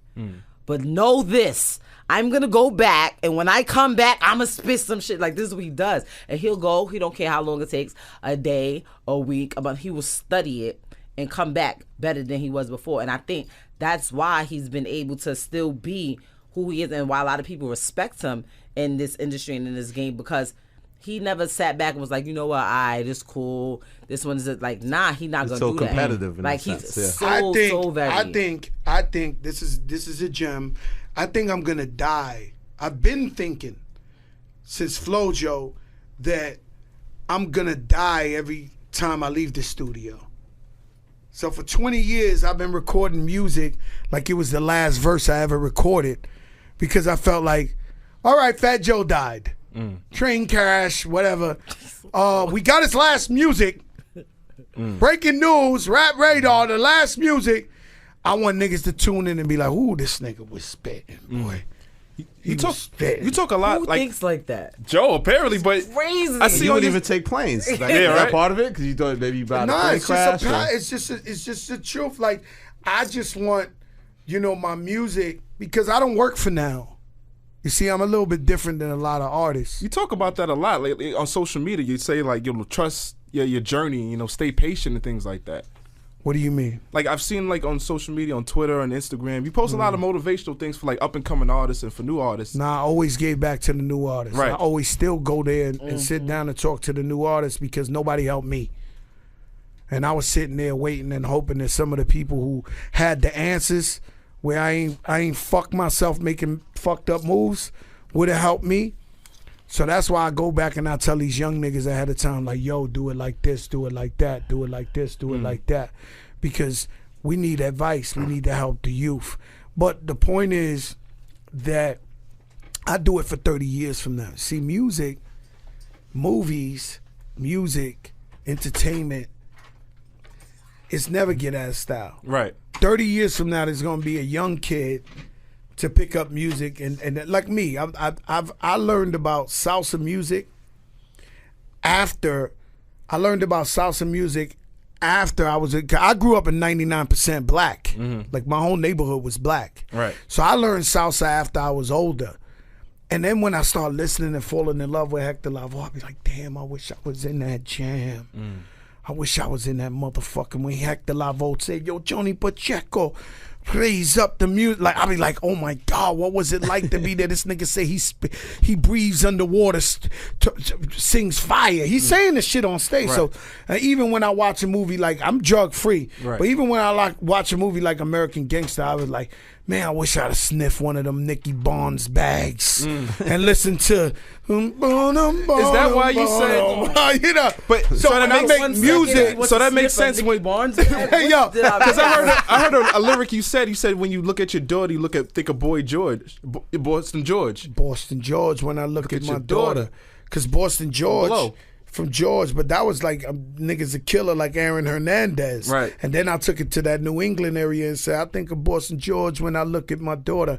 Look at that nigga never was with his daughter. You know what I'm saying? He was locked up and he used to hallucinate every day about his daughter. Right. But the point is that I make music for 30 years from now. When somebody ain't biased, Remy ain't smacked their sister, one of my niggas ain't fucked they wives. This when all that shit is over and niggas start looking at music, a body of work as a whole, then they gonna finally truly realize and say, yo, you know what? These niggas was putting it down. Legend. How did you keep putting it down after Pun's passing? Because there was no guarantees, right, Remy? Like what was gonna happen after? Like when you guys ended up becoming close and carrying forth the movement. For me, after like when I had just met Pun, like what people don't understand, like I had literally just met him. Pun passed February 7th, 2000. I had just met him the year before. Like I was in school. So after that happened, he had already put me on his album. He passed before the album came out. So in my mind, I'm like, somebody's gonna make the executive decision to be like, get this girl out of here. Nobody knows who she is. And that didn't happen. And after it came out, everyone's like, yo, who's this girl? She's dope, she's that. I'm not gonna lie, like I could name 5 different people off the top of my head that was calling like, yo, come rock with us, do us. And I'm like, nah, like that's what I'm not gonna do. Like this is who I know. And Joe sat me down, he's like, listen, I'm gonna tell you what we're gonna do. This is how we're gonna do it. I'm gonna put out an album. I'm gonna do this. We're gonna get it. We gotta get on fire. Like Pun was the one that everybody's like, he's the dope. He says, I'm gonna put out an album. We're gonna get it on fire, and then we're gonna go from there. And that's what we did. At Terror Squad. What's the status with Terror Squad? You know, I'm crazy because, you know, Angie Martinez always tells me, right, that I came up to the radio station, I met her, and I was like, what's up? And she looking at me as a Spanish nigga. No Spanish niggas really rapping. She tells me the story every day. And she turns around and says, you really looked at me and said, you're going to be one of the biggest rappers on earth. And she said, in herself, she was like, yo, this nigga bugging. He ain't going nowhere fast. Even make a hit. Like, get the fuck out of here. But the point is, I've always been a dreamer. Dreams are free. So I always dream and I always remain optimistic. So even when Pun passed, you know, people ain't realized Pun taught me how to rap. Like I signed him, I discovered him, but he really taught me how to make big music, big records, make hits, big hits and everything. No, he sat me down. Like you're a fucking editor. Like who taught you how to put the dot at the end of the sentence? Yes, sir. He did that. Like I cannot front. I cannot look a human being in their face and lie to them and don't say this nigga ain't teach me. Like he sat me down. To this day, I'd be like, all right, what would Pun do right now in the middle of this song? What would he this and that? He taught me that blueprint to that point. Like literally hours, me and him in the middle of his crib. Yo, Joe, right now you gotta talk about the bitches and yo, we gonna come back to them cars, nigga. Did that come natural for Pun though? Huh? Was that natural for Pun? Where did he get it from, you think? No, it's a Jesus, a genius. Just a gift. Genius. Not a gift. He was the first Pun asleep. that I see do Pun like, asleep. No, Pun remember he asleep. used to do his Look, verses, stack his verses, like five of them on top of one. What's up, twin? Give me the book, twin. Wow. Whole song. He would dream the song, wake up and write the fucking lyrics down on the paper. It's just this nigga was a freak of nature, bro. This nigga was beyond a genius, man. Wow. But knowing how to make hits, did you guys feel when you put Lean Back Down that was gonna be a big record? It was gonna be that one? She held me ransom, nigga. That was my solo record. Oh yeah. I remember this. Talk about that. Turn that you fucking jumped on the second verse. You commanded that second verse. That second verse. I know he don't even know it. That's how far I got it out of here. I don't want to hear it ever again. I don't even want him to be able to use it on another song. Get it the fuck out of here. I was sitting there. She made them erase the verse. I want it gone. They were like, oh, we'll just save it here. No, it's gone. It's never coming back. I promise you. Everyone's like, but how did you know? I was in the studio when they played it. It just comes on. I was like, oh, you think this is going to be a solo record? You a funny nigga. Excuse me, open the booth. Can I get my headphones? They was like, oh, you got your verse? I have it now, yes. I have it right now, right this second. I don't even have to think about it. Right now, I have it. Let's go. That's it. And like, I knew it. He knew it. Everybody in the room like we knew no that record song, was crazy. No song is better. Every song, every hit we ever put out, whether it's Conceited or whatever, or Make It Rain, whatever, everything has a life of its own. And every song is its own unique. We always categorize your success as this last hit or this. That shouldn't be true. It's different music, different songs, eras, different times. But if you asking me, do I feel like All the Way Up is a smash? It's a great record. Yeah, so I'm saying, is it going to lean back? No, it's out of here. Yeah. Now, I can't say Lean Back. You realize that Lean Back was the #1 song for 9 years and 9 months. To Flow Rider took it off the charts with that low. This shit was about to be the song of the decade. It was the second biggest song of the decade. 10 years. The guy from the Bronx. So how could we beat that shit? Yeah. Right. But so all we could do is make some hot shit. But I know I'm playing this new record. I'm looking at niggas in the fucking red, bloodshot, dirty eyes. Niggas wearing 10X Pelés. And they going. That's a good one. That's the pure, my nigga. Them niggas is looking like, oh no, this is it, nigga. This is it. It feels like it. Let me ask you this question. What was it about Rem that separated her from the pack from the rest of the Terror Squad guys? All right, what happens is. And what's up with them? In life, you asked that twice. Right. I'm going to answer that for you, right? In life, people take advantage of their opportunities, and they're go-getters and they're doers and they're relentless and they want to succeed. And there's other people who you pretty much enable. These are people that you help out, but at the end of the day, if you didn't do it for them, they wouldn't be motivated. So somebody like Remy Ma, she's motivated. She refused to be broke. She refused. She knows she got something to say. She gonna do what she gotta do. DJ Khaled, right, used to sleep on our couch. We put him in the game. He ain't look back. I need to hold something from him right now. Like, he's a fucking Beatle right now, my nigga. So, but my nigga, he's I'm proud of you of Khaled. Oh, what the fuck you want me to do? He's a Beatle. Niggas coming to me. But the Snapchat shit, what do you make of it? I know you. I love it. Listen, niggas, 6 million people watch that shit. You know what? You're not listening to me. I'm listening. Go ahead. That Joe, the motivation. They don't know. When I look at it, like, it's different because I grew up around them. Khaled is like a mini Fat Joe. Like everything that Khaled does, and it's not to take anything away from Khaled, because I'm pretty sure if you ask him, he would tell you the same thing. When I see Khaled, that's what Khaled does is what Joe used to do to us when we were trapped in the studio for hours on end. Like, he is a sponge. He said he's a sponge because he absorbed the Fat Joe, drill it in your head, exaggerate to the highest extent, and make you understand what I'm trying to say. He absorbed it and took it to the next level. Like, and I knew that. When I look at Khaled, that's what I see. Like, I'm like, this is Joe. Like, everything, even the way he dresses reminds me of Joe. Like, it's crazy. The point is, he got given that opportunity and he took it and he ran with it. Same thing with like a LV. LV was Pun's DJ. We put him in play, gone. There's other niggas we try to help. They didn't want to. They were lazy. They was used to being spoiled, and then when it came time to fend for yourself, the lion raises the cub and then goes, all right, go kill a fucking deer. Then they stay out there like that. And that happened even in the drug game. That happened before rap, where I seen other niggas where I was just like, all right, y'all good? Everybody got trucks and Beamers and all that. All right, I'm gonna go open some other locations. Y'all good? Then I come back a month later, they bums, they ain't got shit, this, that. So now, Terror Squad. I saw a picture of Tony Sunshine the other day. He look amazing. He's Cock Diesel again. I don't know if you've seen him like an animal. That was my guy, man. That was my guy. I love my Desert Eagle. That was my shit. He had that nigga. That was my shit. Yo, one day that nigga John Legend came in the club in Miami, and that was his original thing. Right. And I was like, yo, Tone, sing that shit right now. Oh, I love my Desert Eagle. Nigga John Legend sitting there like, nice guy, looking at him like, what the fuck are they doing to my song? My song, nigga. Boy, I love to kill people. That shit was so hot. And like, we really, all jokes aside, we really were crazy. All of us, and combining with her. She was terrible. Pun was terrible. I want to get to that. We jumped over I was terrible. We were all really terrible people. Our surroundings were terrible. Everybody loved violence. Everybody wanted a problem. You robbed your cousin.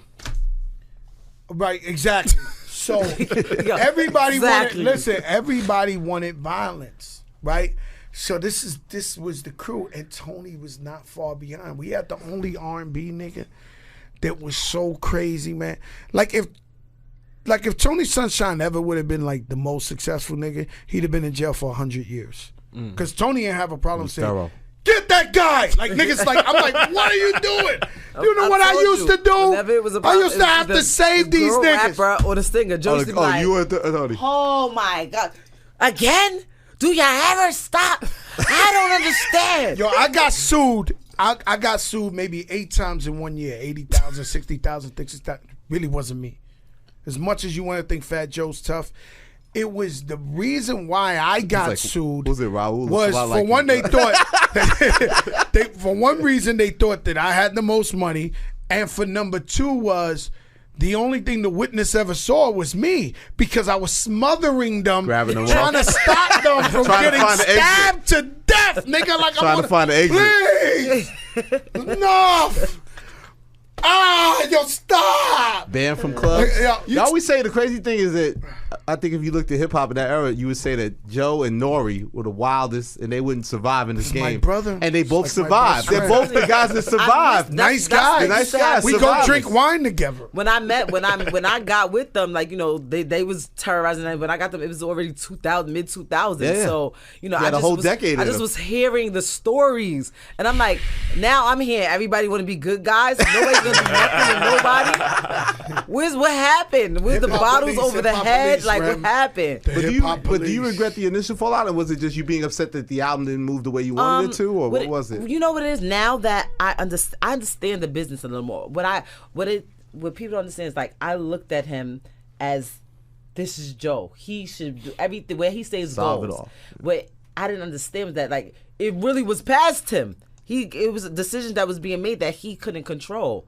You couldn't tell my 22-year-old brain that. Like, it was not computing. No. And that's you why told me we don't do major label deals this. anymore. We are independent and we control our own destiny. We get our own radio teams, our own video teams, our own digital teams. We didn't know. It wasn't like that then. Yo, my man, shoot the fucking camera. Let's shoot a video. Right. Niggas wasn't doing that. Niggas was just trusting the labels, going off what they were saying. These niggas were straight up looking in your face, lying to you. I spent the money on the radio. I did this. And they fucking lying. Yeah. So I'm turning around. I got this girl 7:30. You know what I'm saying? Who's like, yo, my nigga, what's She's like, good? me and Neo are ready. Where's the video? I'm going back up there like, yo, like, yo, what's up? I promise you. Did you have your word? At the time when I recorded Feel So Good, Neil Which is a great record. That's my favorite Remy Ma record. Really? Thank you. There's a lot Neil of great didn't records. have a record deal when we recorded it. Wow. He ended up signing later. And when it was time for Feel So Good to come out, Def Jam had just put out the record with him and Ghostface, the Back Like That record. Cool record. Not as good as wasn't your better record. than my record, no doubt. But they wouldn't allow him to shoot the video. I'm gonna be honest. At the time, Jay-Z was over at Def Jam. Yeah. My favorite rapper in the world. I was tremendously crushed. I was like, why is he doing this Sabotaging my career. Does he know that he's my fucking Jay-Z guy. rapper? Why? What's happening? But what happened was, what people don't understand, it wasn't my records to this day. You go anywhere, Conceited, They bang. Whatever's my shit, man. to this day, I could pull it right now. Whatever it goes, It does. Feel So Good, it goes. My records was there. The label did not press up enough records to be sold. I had people stopping me. I went to every store for 20 miles and it's not there. So it wasn't that people didn't want to buy it. Before the digital age where you were relying on retail. You was relying on it being in the right stores. Niggas are dumb. You know, niggas made a lot of mistakes. Me personally, you know, I got rich too young. Like really rich and too powerful, and I thought I knew everything, but I knew how to make records, but I really ain't know business like I know business now. So I had too much power too young, you know, and I came from an era that doesn't exist no more. I came from loyalty. Great album. That does not happen. That's your most underrated album. That's a great album. That does not listen. Sidebar. That does not happen. Fuck the music business. It just don't happen no more. Nobody cares about niggas no more. Nobody ain't really loyal. Everybody's cutthroat pieces of shits. They only worried about them. So even with Remy's album, right? We could have did that deal with anybody. So we try to keep it loyal, and we met with Doug Morris and Rifkin, and they was like, yo, I promise you, and this and this and that. At the time, everybody was like, yo, everybody was biting. Yeah. And I'm like, yo, we got success with them. And don't get it fucked up. The only reason I became successful in rap music or rich was because of Steve Rifkin. When I came to him, that I discovered Pun to sign Pun, he might have got 20 phone calls from different labels talking about, yo, this guy's a killer, he's a gangster, don't let him in. You don't want to do business They're with him. extortioners, don't let them into this. And he took a chance with me and changed my life. So I'm very loyal to Steve Rifkin. But the point was that, you know, we really banked on him. Maybe it was out of his hands, and it was out of the you know, they didn't do what they had to do. You know what I'm saying? So, but me personally, I I knew in my heart, just like I know with everything. Listen, the greatest of all misconceptions in life is that Joe's not a good guy and he don't take care of his people and he don't love his people. It's the greatest misconception ever created, because I know that I go above and beyond to make my people win. You understand what I'm saying? So I was like, so when Remy was spazzing, I was like, she don't really understand. So I'm like, you know, it wasn't that I understand. Fat Joe sat me down. He said, "Ram, I know you the greatest. These bitches not fucking with you. I listened to your album. Your album is phenomenal. Your records are fantastic. You listened to what I said. You took it. It's a go. I had the best production ever. I had Cool and Dre, Sky Storch, Swizz Beatz, David Banner beats, everything. Anybody who was like everybody, it was a goal. Yeah. We had just dropped Keisha Lean Back. Cole on there, I think. We had just this was my friend. We had just did Lean Back, and the entire time I recorded the Terror Squad album, I didn't have a record deal. A lot of people don't know that. So we had them ready to do whatever, because this is this is what she's gonna be it. So when it's coming close to my album coming, when I'm supposed to drop it, and I'm calling these stores and they're like, yeah, we don't have it here tonight. And I'm like, but Joe, you told me.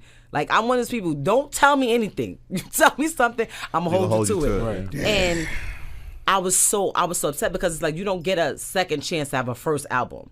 You don't have a second chance, to do and I was upset because I was talking a lot of shit. I'm like, Joe, I'm gonna have to beat up a lot of people when they talk shit back. I'm gonna have to beat these people up. See, that's what people. But I'm gonna tell you. Let me finish. I'm gonna tell you, the test of time proved it.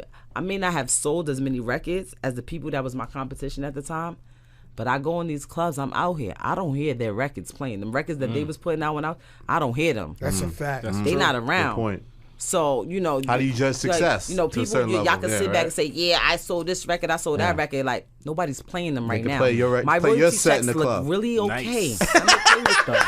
Yo, Joe, you always I noticed throughout your career, you talk a lot about money and things like I'm going. You talk about like how you go around the world, go earn, still real. You talk about money don't have happiness. You know what I mean? Like, what are your thoughts about that now? Like, I recently saw a tweet. You said like, everyone's waiting for a magical bag of money to fall out the sky. We got to go work. Where does that come from? It comes from everybody got to work. Like everybody got their hand out. Everybody, another problem that we have with rappers, and that's all bullshit.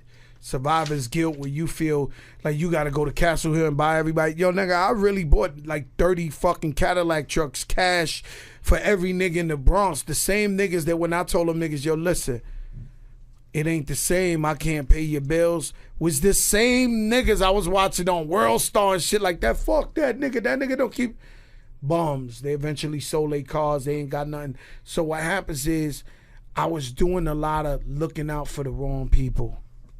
And the way it is with me is that everybody seems to always think that, you're a rapper, you wake up with Cristal, you got go. No, nigga, we put in that work. This shit is dead serious. We out here busting our ass, putting in that work. So that's the problem. I tell everybody, because everybody, put it like this.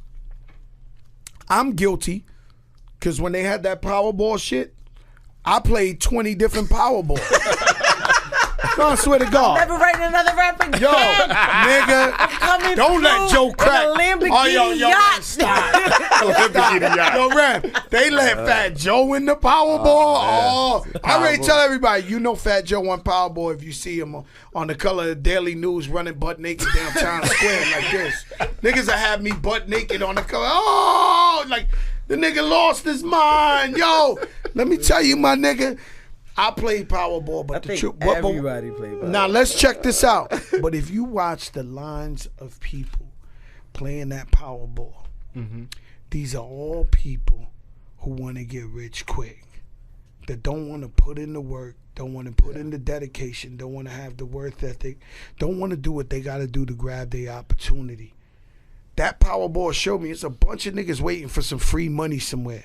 Niggas ain't really trying to bust their ass and be entrepreneurs and go get money and shit like that. So this is what I'm talking about when I always talk about, yo, niggas this and this and that. Like, you know, this is about, you know what I'm saying, your legacy music-wise, because we all about the music. And the second half is take care of our family. Security. Kids, family. Take care of your kids. She wants her son to be good. She want to be good. We all want security. You understand what I'm saying? But we got to work for security. People think we just wake up. Nigga, they'll shut the fucking light off. What I think sometimes... If Joe don't pay the light bill. And I'm sure a lot of artists can relate to that. People who have, you know, quote-unquote regular jobs, they don't respect your money as an artist. They think like it's easy money, like you didn't really work hard for it. It's a perception like, of it. Like seriously, like I've had like people who are family, friends, whatever, like, oh, let me get like $5,000, and I'm sitting here. And I used to asking just, you for $5 and like, shit. Asking you for $5. But like, in my mind, I used to think like, all right, like that's not even a show. Like that's not even a deposit. All right, here. I had to go to prison and come home and realize like the average person doesn't make $5,000 in a month. The average person who goes to work, wakes up every day. They don't. So how the fuck are you asking me for $5,000? Like, because you don't value, you think my money doesn't have the same value as your money. You know, I was feel like I talking don't to work Tracy as hard. Morgan about this the other day at the Knick game. Oh, we saw a picture. Yeah, I had the greatest time with this nigga. Oh my God, I will go work for Tracy Morgan as butler all the time, just to laugh with the nigga all day. Like if I could do honorary Saturdays at Tracy's house, I'd be like a fake chef or some shit. My nigga, that nigga's so funny, nigga. I was like, oh my God, yo, dying laughing. And we was talking about that, and it's like, yo, you know what? I got a big heart, and it's all about taking care of my family, my loved ones, my friends, and providing opportunities. But the truth is, there is a lot of people who got their hands out and they abuse and they want the easy way out. And how, you know, yo, Joe, my rent ain't paid. Well, how is your rent supposed to be paid if you don't have a job and your wife don't have a job, brother? Right. Now you fucking that bitch 40 times in that house a day. I ain't getting none of that pussy, nigga. It's annoying. This guy. Like, are you serious? Pay your fucking bills. Like, go get a fucking job. Yeah. And then when we want to get ugly about it and just say black and Spanish people, somehow these niggas got a fake pride that, you know, they're too good to do that job. Or they're good to go. Yo, nigga, I don't give a fuck. Nigga, I'll throw a party right now and give a fly out in front of this building, nigga. Like, I'm paying my bills. I'm making sure my kids is good. My family is good. I don't give a fuck. I'll do that. I'm out here working. Ask somebody else to give me something. Right. That's the crazy part. That's where the pride thing confuses me. What made you decide to do the reality show? Because I'm sure at first you was probably like, I don't want to do this. I don't want to do this. Like, what made it right? Well, actually, I had never seen, before I went to prison, I was supposed That's to crazy. Look I was what supposed to do, people was asking me to do, they wanted to film me. They thought I was this crazy girl from the Bronx and we want to film me. I went to prison, so that never happened. Where I was at, we didn't have cable, so I never saw any of these reality shows. I'd never seen Love and Hip Hop a day in my life, ever, never. And it's crazy, right? It seems impossible. Like, how did you know? I'd never seen, you know, the Kardashians. I'd never seen any of these shows that are really big reality shows. I'd never seen it. So when I came, right before I came home, people were calling, yo, we want you to do this, we want you to do that. And it was, I felt like bombarded with all these things that I had no knowledge of. And anybody that knows me, like, I'm like a borderline genius. Like, my favorite show in the world is Jeopardy. That's what I watch. Like, you know, Scrabble. The only person that ever came close to beating me was Pun, and he cheated. Like, it was serious. He bend the rules. He bend the fucking making word. All type of crazy shit that don't even happen. But this is how I am. Anybody that knows me, like, people like, you're not a soul, you're not a cook, you're not a do this. Like, I do a lot of different things. It's like a Gemini thing. Like, you know, anybody, shout out to all the Geminis out there that know how to do everything. But it was just different for me to be somewhere and not really know about what was going on. And once I was home for a little while and I started looking, I had different opportunities where they wanted to give me my own show. But I really wasn't sure. Like, I felt like it was safer to do it. When I sat down with Mona, she was like, you know, Mona Scott Young, excuse me. She was the young crowd. I'm sorry, babe. She sat down and she explained to me how, like, they were trying to they wanted something that embodied the essence of the title of the show. She wanted to give it. She was like, you know, you and Pat, y'all are really loving hip hop. Like y'all both rappers, y'all both in the industry, y'all both been through some shit, and y'all They're really still, of the culture, right? And y'all rap, still, yeah. y'all still do what y'all do right now. It's not like a lot of people had like a stigma, like, oh, you're washed up if you do reality TV now. You're not doing nothing. Like I was out here, I came home getting, you know, a easy 5 figures immediately as soon as I touched any stage, and I hadn't put out a record, anything. So it was like I had to think about it. Once I started watching, I said, okay, people think I know that people think I'm crazy. People think that I'm crazy. I know that. And people are now, on top of that, I have this, she's a convicted felon. She went to jail for shooting somebody. You know, we haven't heard her rap in a long time. So I felt like that would be a great platform with at the time they had, I think, like 2-point-something viewership, which it's doubled this season. This is like their highest rated season. Thank you. New York, Love and Hip Hop.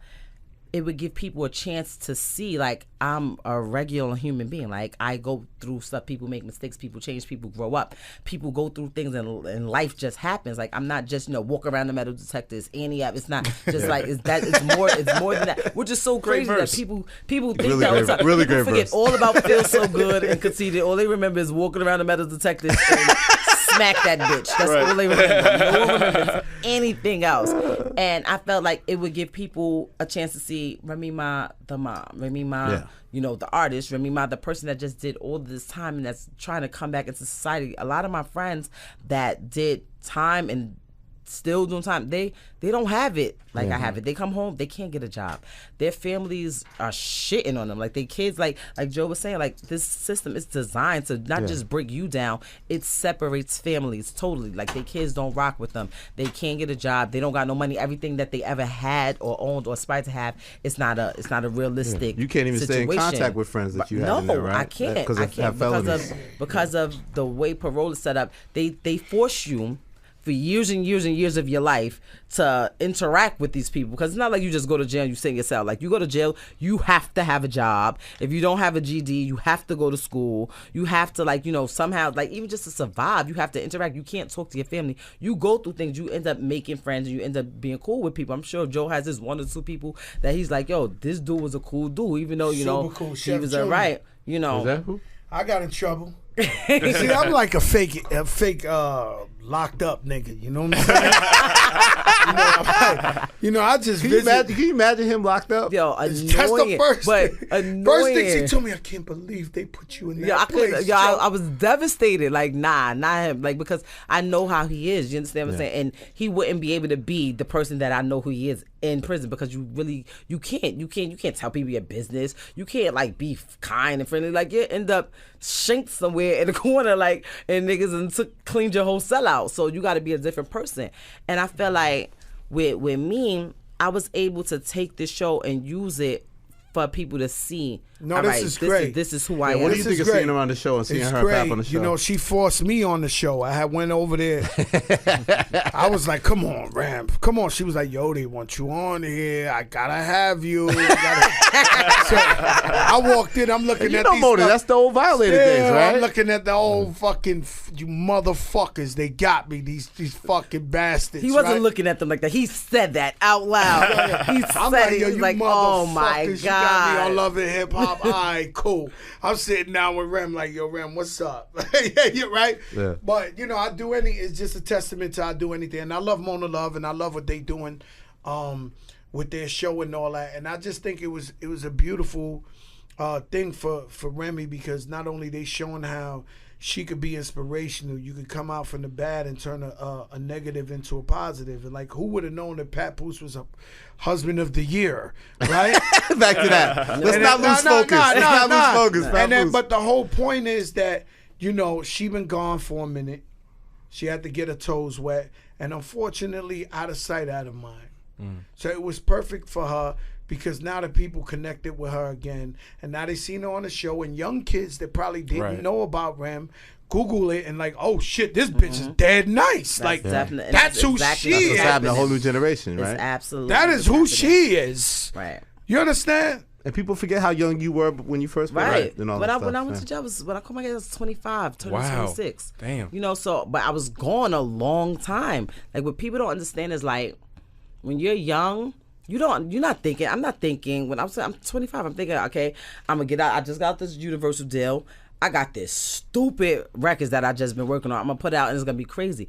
I'm not thinking, wait a minute, for the next 6 years and some change, almost 7, you're gonna be parked. Like they took you right there too, right? They took you in the like I was. My case went on for my album. People don't understand. My album came out 2006. July 2007, I called my case. By March, 7 months later, I was in prison with an 8-year sentence. So I didn't have no, like, people feel like, oh, she was out doing the, literally a year after my album. I was still touring from my album. I only put out one album. That, like I said, to this day, my records are playing still great. It's no problem. But people don't understand, like, you put out an album in 06, a couple of months later in 07, I caught my case. Right after that, I was on trial. My trial lasted 7 months. I was gone after that. It wasn't no dragging on and on and on and on. Let me ask you a question. Go ahead, Joe. Right? Now I have to ask you a question. Of course. Right? You didn't hear the mastered version of the single or nothing, right?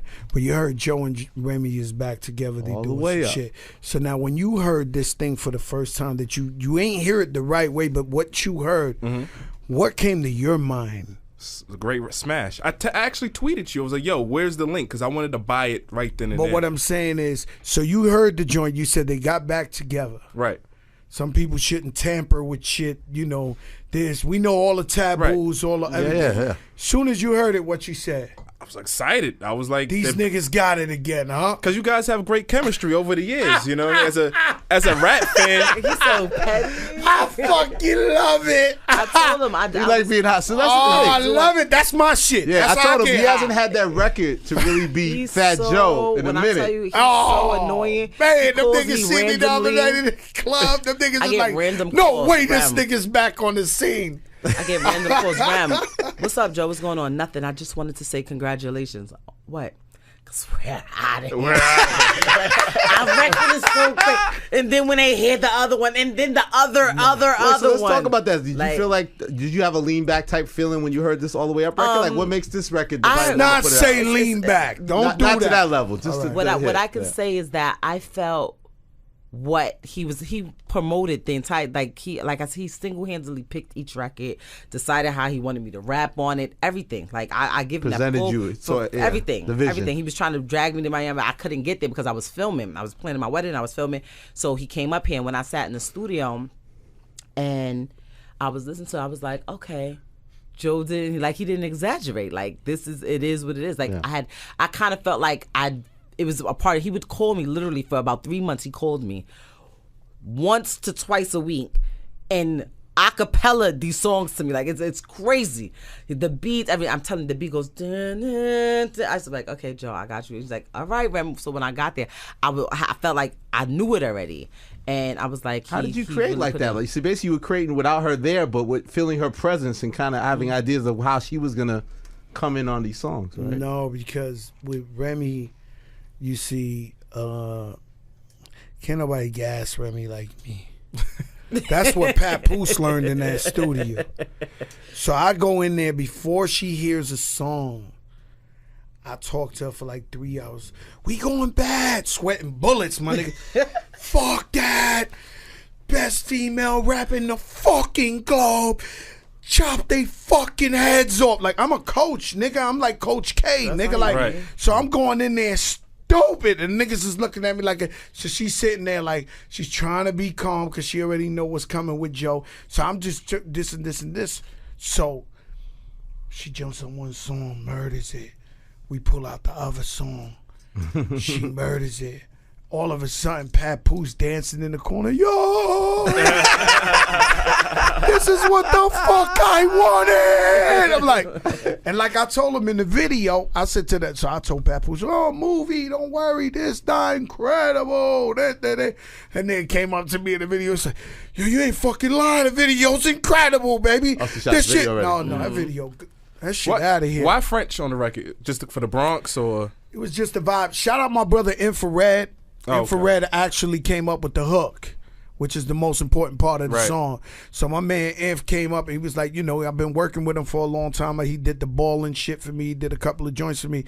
So I said, yo, Inf, brought him to the studio because Inf is different. You know what I mean? Like, he don't come from Cool and Dre. He don't come from everybody else. He's a New York nigga down with the Rough Riders at one time, but now he fuck with us. And, you know, he's like an outcast, but I fuck with Infrared. You understand what I'm saying? So I don't let nobody talk me out of who I fuck with. Right. So I bring him up in there, and I'm like, yo, and I played him like 1 or 2 songs, and then the beat came on. He said, let me get this one, Joe. Said, all right, then. Like a week later, he said, yo, where you at? And they came in the studio, played that Nothing Can Stop Me, I'm all the way up. I was like, oh my God! It sounds like something. When I heard it, I was like, this sounds like a record. I got it! I did a listening session. Like I like to try to do things. If I didn't want to sit in the studio, so I got this big. He gets one. Bus. He's gonna get one. I got a party. He's gonna get one. I do it to him every time. I got a party bus. He bring his brother. I had my guy he owns the Wingstop on 125th. I had him cater it. I set up the bar. You know, I was the bartender, the designated Like she want to be a wedding planner one day. She planned the party whole planner. shit. Watch when y'all see my wedding. Her wedding is crazy, my nigga. Y'all gonna see. I'm good at everything. I'm great at this, but we're not gonna get into that right now. So I set it up, and I was playing my Hands Down record, the record that I got with Yo Gotti and Rick Ross. Shout out to both of them. Both of them is like, these are 2 guys that like they doing what they do. But anytime I call, like, I didn't even know. I never met Gotti a day in my life. I'm like, he kills the hook on that too. I was gonna say that record coming out right now with his record. I said, you're the realest bitch in the fucking world. They fucking know that. But I never met him. He could have been on some like, yo, nah, I'm good. He's like, yo, no problem. I said, oh, I called him a month later, like, oh, by the way, I need you to do the video too. No problem. Ross got his shirt out. Ross came literally like the Summer Jam of Miami. He left the stage from there and came and did my video. He looked so happy to be in the video. That's dope. When I so you can tell, like when you used to jump in the videos, he had that look like, I'm happy to be in the video. A lot of dudes, they respect me. So I'm on a bus with all these DJ guys and I'm playing the record. I'm like, oh, by the way, I just want to prepare y'all guys because this is coming soon. Nothing could stop me. Like when I tell you, they were begging me, please, give me that, please, just right now. I'm like, I got you. It's coming. I just want you to know that it's coming. I think Joe chipped your verse on what he played. He didn't play your whole verse. He chipped your verse. It's coming. It's happening. I just want you to be prepared and be aware. And like now's the time. And everyone's. I think. The same way Joe wants me to win and I want him to win, I think there's a lot of people that want us to win. Like they want somebody real it's a great. to win for one. I've seen a partnership. I'm hearing that all day. Like I'm getting chicks all over running up on me like, yo, I hope it's classic, you and Ram. I want y'all back on top so bad. I hope it's classic. Like random people, man, be coming up to me like, you gotta win. Like I'm like, we stand for a lot, my nigga. Yo, Joe, a relationship that you also repaired, K Slay, man. How did that happen? Was that? Well, I never really had a problem with K Slay at all. What happened with K Slay was I asked him to choose sides with me in the G Unit, which was wrong of me. Right. And he was like, yo, I'm neutral with everybody, so I couldn't really fuck with him periodically. Okay. But he's always been my man. It was never no tension. It was never nothing like that. It was just more, I was hurt. Because, I'm going through that right now. My phone's going off. Like, I'm going through one of those right now with somebody who's cool with one of my mans, and I'm cool with him, and they like, yo, my nigga, like, we just cut the nigga off. He's dead. Like, every time you cut a nigga off and he's dead, Joe. Right. So, I mean, and I'm like trying to tell him, yo, but I like Shorty. He's cool. They like, oh, no. He's dead, nigga. Like, every time you told us a nigga dead, he dead. So I had to hit him back with the... Right. Yeah, I guess. You sure y'all can't fix it? Nah. Yeah, he dead, nigga. Fuck it. I gotta move it. Like, and that's the way I move. And Slay, he had a relationship with those guys. He didn't want to hamper or whatever, so it was like that. But we still family again. I just cut some records for him and all that. We always been family. You know what I'm saying? So I've always respected him. We came from graffiti. Right. You know what I'm saying? Tats Crew. He was Desi dead. Like you can't. The history's there. You know what I'm saying? Right. That's why you felt compelled when Lighty passed that you had to go back and go to the funeral no matter what situation was going on with you and 50 or whatever at the time, right? I gotta go. Chris Lighty saved my life. Yeah. Like came to my block and signed me in the middle of the street. Like he's dead. I'm a gentleman, my nigga. I'm morally right. Even the mafia when they They have wars with niggas. They go to the funeral, my nigga. Them niggas will go up in there. All right, show my face. It is what it is. That's Chris Lighty. And after that, BET contacted us and was like, yo, we doing a tribute to Chris Lighty. And I was like, all right. And they was like, yeah, well, it's Missy, it's Busta, it's this, it's 50 Cent, it's a Trap Called Quest. They said it so nonchalantly. Right. You know what I'm saying? And I was like, yeah, all right, nigga. You got 50 Cent and all that, you asking me. So that nigga know I'm coming. All right, we there. How crazy was the MTV one when you guys went back and forth? Did you think it was really going to pop off that night? The MTV Awards, when you shouted out the police protection. He jumped out and said, fuck 50. The F story no one knows. Niggas, fuck Fat Joey said, I'm sorry. They pulled out a badge this big. Nah, if anybody ever seen an FBI badge, it's this big. The wallet just like is this long. It's like a trapper keeper. So as soon as I got off the stage where I had said what I said about them, safe, please protect. Yeah. As soon as I went off, 2 FBI niggas with security came to me and pulled the badge out, FBI, and they was like, yo, George Bush's daughter's in here. This, that. What you pulling this shit? Get the fuck out of here. Like, they forced me out the arena. Wow. They made me leave. So I wasn't even there when 50 Cent was saying, fuck Fat Joe. Yeah, when he got back at you. You know what I'm saying? Yeah. So it was crazy because niggas ain't even know. They forced me out. Like, they threw me out. The FBI. Yeah. Not security, not bouncers, not none. Them niggas was like, yo, George Bush's daughters is in this bitch. We not playing that shit. Wow. But BET, you get pound. Just kept it moving though. You guys have never really had a real conversation. You just keep it polite. Of course we have. Oh, okay, all right. Yeah, I fuck with 50 Cent. He a good dude. Okay. I ain't got a problem with that nigga. It's over. Right. Like, you know what I'm saying? Why can't you and Jay get on that page? That's when I knew I had hope though. When I was locked up, I was like, he made it with 50 Cent. Oh, that's it. I'm good. Me and Jay-Z, we cool too. Okay. I got no problem. I seen Jay-Z in the Hamptons and shit. He was with his wife. I was with my wife. We was cool. We dapped it up. We in communication. We like, you know, yo, what's up? Respect. Everybody good. Like, I'm an older nigga, man. I'm a businessman. The hip-hop fan of me is excited to hear that. No, it's a fact. Like, with me, I'm dealing with peace more than war any day of the week. Like, I'm all about peace. Yeah. If you really know me, you would know I'm a good nigga. I'm all about peace. I'm not about abuse either. I'm not about none of that.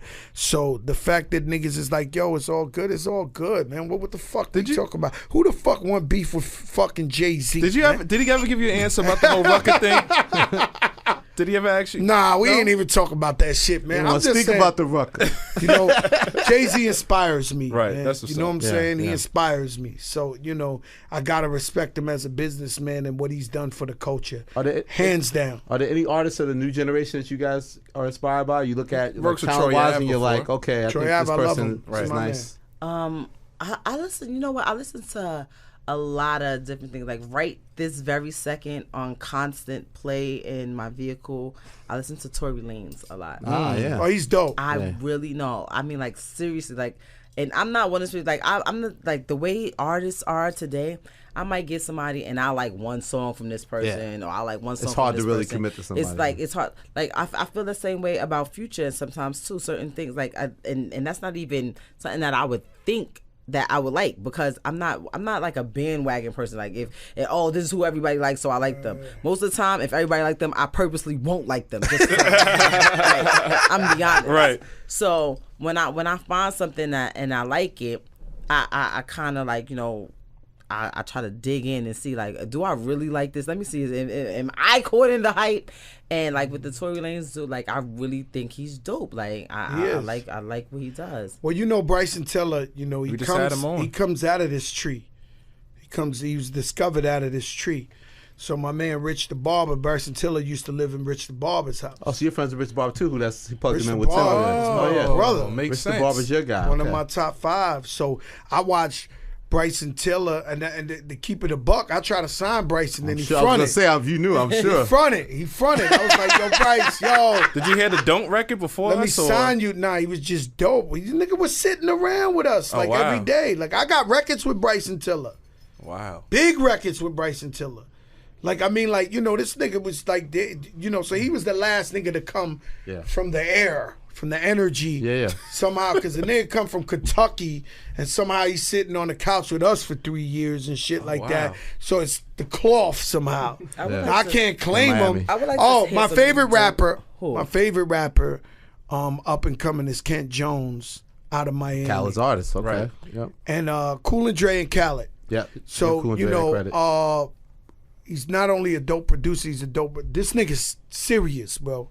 Take him very serious. Multi-talented all across. This nigga is very serious. When niggas catch a hold of him and be like, yo, let me go to his SoundCloud and check him out, niggas gonna realize, yo, this nigga's phenomenal, B. This nigga is really the truth. We gotta check that out. I would really like to see some more dope females that's coming out. Like I have a couple. Right. Like I'm being serious. I really feel like I be like it's like I'm like. I mean, like, you yo. got like I'm watching Love and Hip Hop. I'm like, please, like what's going on? That is a couple. 3D Nati out of New Orleans. You familiar with her? I seen her on something recently. She's dope. But I don't know. She just want to hear that shit. She don't know. It was kind of sound like she was throwing a shot. So I was you know. I wasn't really sure, but no, rewind. I really do. No, she I wasn't. listen to. I haven't heard like any like song. I hear like stuff when it comes across. I know what you mean, like concrete records. Yeah, so I don't really know. But there's you know who I do. There is a girl that I like. You know, I like the girl Fendi. She bees with Fendi. I think she's Fendi's artist. She's from Baltimore. Nice. She's Fendi, hard. my nigga. She's from Baltimore. Look up Fendi discovered Nicki Minaj. Yeah, I'm saying, do you think that your emergence is going to stir up more of like the competitiveness? What's so crazy? Well, she don't know. I don't know what the fuck she talking about. She don't know how to be nothing but competitive. But that I learned that from Pun. He told me any song you get on, I don't care who it's with, a bunch of girls, a bunch of guys, you go at everybody's head. I don't care who it is. If your mother's on a song, you're going for your mother. I'm telling you right now. So that's what I do. I'm gonna be honest with you. I don't care who I'm on a record. I approach everything. I am coming. If I find out we're performing in the same venue, I might make another rap just for that particular night. I'm not playing with you. But it's fun. It's different. Like that's why I listen to a lot of the battle rap chicks. I listen to them, and I go to because I like watching it. I think I like your man Ninth Wonder's artist. Rhapsody. Yeah, I like her. She's dope. She's a dope. I think. She's dope. But I want it to be like people be like, oh, there's no You just girls. want that crack. You want that pure, that heroin. Exactly. When we get No Hands Down, where everybody's like, yo, Conceited Eminem. or whatever. One of those. Nah, the first time we heard Eminem and shit, right. You know. So she want that. She want like a Lauryn Hill or Remy Ma. You know what I'm saying? So I can go right at their head. Ain't nothing wrong with that. That's what I gotta do. I'm not just gonna let them come and be But Joe great. was telling me, man, like you talk about Nicki when they hear Remy on this album. I'm telling you, it's just gonna stir Who's it up. talking about I Nicki? mean, she ain't talking about Nicki. No, you told me you felt they're gonna make those comparisons. No. Let's get this clear, right? Because women are sensitive, and you have a very big show. I love Joe Crack. Let's get these facts clear. Sorry, didn't mean to There misconstrue is anything. Let's get your nothing mic being right. said Let's get you about right. Nicki Minaj on this album. Remy Ma is just spitting her ass off, and obviously Nicki Minaj been holding that slot for a long time. So I might have told you, and I didn't believe I told you that, but I'm gonna go with you. I'm gonna ride out with you, Elliot. Right? I'm sorry, Joe. I might have told you, because I don't remember that comment, but I might have told you that, it's gonna be a legitimate. You know what I'm saying? She been gone for a while. Let's give it up. Nicki Minaj been killing for a long time. So it'll be a legitimtent debate. People have tried to stir that up. That's nothing it. wrong with that. Not a battle. Not none of them just against competitive. each other. Not none of that. Just just good music. Obviously, we're just hungry for another female voice, like you're saying, to really be impacting. That's it. That's all I'm saying. It is. I don't. What he's trying to say is that I'm dead nice. That's what he's trying to tell you. And he wants people to understand that. And maybe now all those people that keep saying that we need another female voice out there, they will be delivered with that very shortly. Man, I'm excited. We tried to explain it, and she just explained it so much better. You see, that's why. Hey, let me tell Okay, you before we something. go, what's the final thing you can tell us about the album? So the singles coming, there's a video, like what's the rollout? The video is crazy. E. Rivera did the video. It's phenomenal. Another guy I discovered. I discovered E. Rivera. Really? Yes, it's my friend for 20 years. Wow. Begged me to do a video. I don't want to say beg Eve because I love you to death, but He's gonna be like, Joe, what? Nah, not beg. He's gonna go back. He's gonna give Joe the real Like, ring. I didn't want to do. I Give me a didn't shot. want to Next do video, it. Joe, give me a Joe the shot, ring. right? He's my brother. I love him to death, and he shot a couple of videos for me. And then out of all, because I don't know how sometimes it's like a secret that people rate Fat Joe, but off his 3 little bullshit videos he did for me, Dr. Dre called him and flew him to LA and showed him the Fat Joe videos and was like, I want that. The Fat Joe. That's what I want. Which video? Street dark side videos and shit. He was doing like the street shit. So then when he went there, of course, 50 Cent snatched him up and said, I want that, nigga. Like, this is what I want. 50, So Eve calls me up. He's like, yo, is it cool? This is when I ain't even had beef with him. I said, nigga, that nigga 50 got bread, nigga. Go shoot his videos, nigga. Go do it. And the rest is history. Now he's like one of the biggest niggas in the game. But he shot the video. But that's another one, Family Tree, by the way. So he shot the video. The video is amazing. We had AK-69 from Japan came in. He's like the fucking Jay-Z of Japan. We had Fareed Bangs, the biggest nigga in Europe and in Germany, come down. Like it's really the video's crazy. The album itself is phenomenal. We argue every day of what's gonna be the next record. Like every day. Bram, I'm telling you, I played it. I'm like, I like this one. But then again, I like this one. I argue. I change my mind every. When's the album coming out though? The album's coming out probably first week in June. Okay. According to sample clearances, you know what I mean? To letting it sample clear. Truthfully, I want to cheat his Puerto Rican parade. It's Summer Jam. I haven't spoken to him yet about this. The discussion is still going on. I got to talk to my business partner. That's not going to be. I have a way better date for that. If he would like to release another single around that time in the video, so you might want to put another. Have this record be as big as possible. Maybe do another single and then lead it to an album. I have a way more better time. I just want to get this bitch popping. But this record is going to DJs this week. Right now, the bomb start tonight. Funk Flex creates Taliban in New York City. New York City will never forget when they heard this record for the first time. You better fucking believe that. When I heard The Bridge Is Over, when I heard Nas first time, when I heard classic records that you knew it's like that, Run DMC. New York City, let's keep it real, it's a big void. Niggas ain't really been bringing that heat. We got 2 big boys, a big boy and a big girl that represents the fucking culture, the science. Boogie Down Bronx. The fucking smoke that comes out the fucking potholes. You know what I'm saying? Favorite Fat Joe record, Elliot? Do you see? Oh, yo, that's Funk Flex right there. That's too many, man. Yo, Flex. I'm looking at my email, man. I can't even send it again. I don't see it. The digital is from Digital, Ellis Digital. Fam. Digital, I'm sending it right now. Right now. The bomb's about to go off. You know what the fuck we need, Flex. You know what the fuck we need. Taliban mode, nigga. Taliban mode.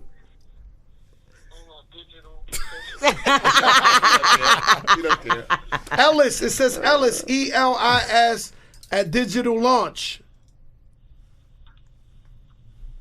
This is so digital right now. So digital. That's crazy. But while he does business, what's your favorite? My favorite Fat Joe record? Yeah. Okay, we just had this conversation. We was in the club the other night. It's the favorite record that he's on. I'm on the record as well, but the Lifestyle remix. I was gonna say my Lifestyle remix. That's ill. Jada on that too. It's ugly. That Lifestyle remix, right now, because it's underrated. I end up. They played it the other day. We was in the club. So maybe my Lifestyle remix.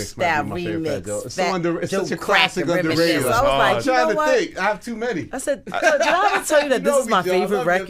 He's like, I know it's your favorite. That's a hard one. That's my. What's your favorite like hard one, Joe? Not a hit. She's a fucking cheater. She came on the fucking. She came on the Lean Back remix with that Mace flow. Ooh, you brought Mace back on that? We brought Mace back on that shit. Now, my favorite song I ever did was New York, Ja Rule's. Right. And my second favorite is Twins with Pun. Nah, you killed it. That's not fair. How did you have the audacity to say we're gonna take this Dre shit deep cover? We're just gonna flip it. It was just that, the audacity. It's the very rare exception when in my opinion, I think it's better than the original. Over here. What you said? I think it's better than the original. It is. It's more known to this culture because of Punt with a little bit of Hey, yo, Italy. Fun Flex ain't get the record, bro. Send it to him again. He's calling us on the air right now. That was Send that shit 10 times. Because right it's now. like you said, it might not have been the biggest in the moment, but that record is more defining to this generation than Deep Cover. Which one? Super Launch. Your shit, Like, Twins. He's kind of like what I You kind of beat Deep Cover right because now, of if you play both of them. Puns, Little Italy. I'll say it for you. Riddle Man, a little diddly. I don't say stuff like that. But I can say, you ain't send it. Go send it to him 10 times. Listen, I got gum in my mouth right now, Rem. I don't know what you're trying to insinuate. Can I have one, man? So listen. So nigga go. So what happened is, I'll never forget, Pun lived in a garage in the Bronx, Castle Hill, 2 blocks from her house. This is before she met him in the other side, once he was big. So when I met Pun, he lived in the garage, and when we was doing his album, I brought the Twins. We chew gum in the Rap Radar podcast. It's fine. They're gonna hate us for that. Listen, I chew gum everywhere. Oh, your mic. I seen. So I went to Pun and I said, "Yo, Pun, you know what? It was at a time where music was real regional, and I was just like, yo, we gotta do an ill song." But it got to be some shit that really go in the West Coast. We got to be big in L.A. So I pulled out the Deep Cover. I said, yo, we going to go off on this. Pun ain't hesitate for 1 second. He was like, fuck that. Let's do it. I said, this is Garen. I think it's borderline disrespectful. Yeah, I was like, yo, Pun. No, the audacity to do Deep Cover over the audacity. Snoop came in the video. They embraced it. Right. You know what I'm saying? So, I mean, you know, it was an honor for me. It was crazy for me. We never got to perform it in L.A. together. I remember one time Pun had a show in House of Blues, and I'm looking around because, you know, I'm not from L.A. I'm from New York. But I'm waiting for Pun because I'm out there with Mac 10 shooting the movie Thicker Than Water. Pun's in Vegas gambling. He's supposed to come all day. Yo, Pun, where you at? 10 minutes, twin. Driving up, twin. Coming. This nigga's gambling, losing his fucking clothes, right? So this nigga losing his shirt off his back, nigga. So I keep calling Yo, Pun. So I'm looking around. Shaquille O'Neal, Chris Rock, this one. All the actors come out and this Big Pun was the phenomenon, nigga. Like his first LA show, House of Blues. I'm waiting for the nigga. I'm like, yo, and then I'm like, it's getting later. Later, the House of Blues people were like, yo, what's up with Big Pun? Yo. We sitting there. I'm looking stupid to Mac 10 and all them niggas. We 100 deep in that bitch waiting for Pun. They couldn't get him off the tables. He didn't show up to the show. Wow. A no-show. It was like fucking thousands of niggas waiting. I'm talking about prime time, baby. Big Pun. Like, Boricua Morena, #1 in America, going down. Nigga, Shaquille O'Neal, this one, that one, this one. Man, I wanted to be a part of that shit so bad. We ain't get it off. My favorite joint, Don Cartagena, you and Puff, man. Adios to mañana. That's like my favorite Fat Joe. You know, that was me and Pun was really, really mad at me when I had put Puff on there. Really? Yeah, because he felt like, and he might have been right now that I look at it years later. Anything Puff was doing was blowing. But at that time, Pun had just blew up, and we had that energy together where he was like, we could have strengthened ourselves and just really blew that bitch up. But what happened with Puff turned around and he blocked the record I had with Biggie. He was like, you know, me and Big was going in to do this record, and Puff was like, yo, Playboy, he's number 2, 3, #1, yo, this and this. And I was like, yo, my nigga, let me tell you something, bro. I was still really very, very street. I was like, yo, my nigga, something got to give. And Biggie's standing there like, telling Puff, like, yo, Puff, yo, you know, like, it's Joe Crack. Still my Joe. nigga. This is still Joe. Nah, and I'm like, yo, my nigga, something got to give, bro. Like, something got to give. I like, there's no way. He was like, I'll get on the song, whatever your song is, I'll do it. And it was Puff Daddy was the biggest nigga on earth. Right. So I fuck it, we take Puff. That song was, the video was great too, man. My favorite video I ever shot. That shit was really. Is it a story? I remember reading you and Puff he tried to Chris front of you. Robertson, we put him on too. Oh. All right. It was a story. Jesse Terrero, I put him on. It's a story like he fronted you on a dice game or something like that. Who, Puff? Yeah. No, what happened was that nigga was that tight. Texas game where you took all that money that time? All that money, but he's a piece of shit. 'Cause let me tell you what happened. And I love Puff, but I'm not a gambler.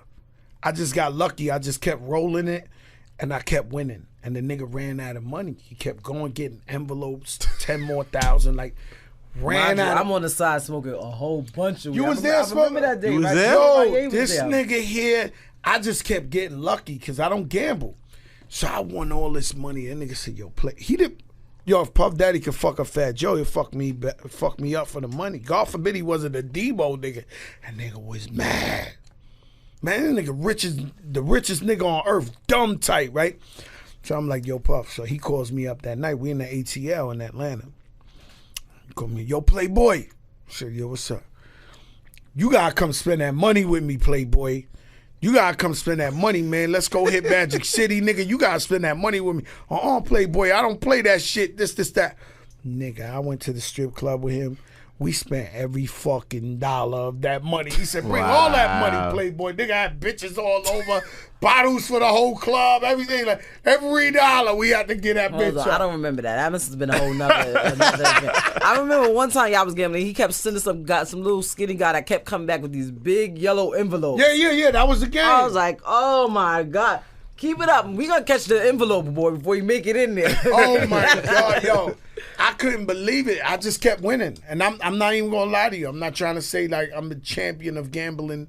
I don't even gamble, my nigga. I work too hard. You don't for like mine. to play. That's not fun to me. I don't think it's fun playing with my money. That's not fun. Yeah, exactly. We work too hard for our money. That's not fun. You know, we did it for 2 hours. We're done. I gotta make sure Fun Flex got that record of the movie. It's exciting, man. It's pressing right there. Do you still got Michael Jordan's Beeple number or nah?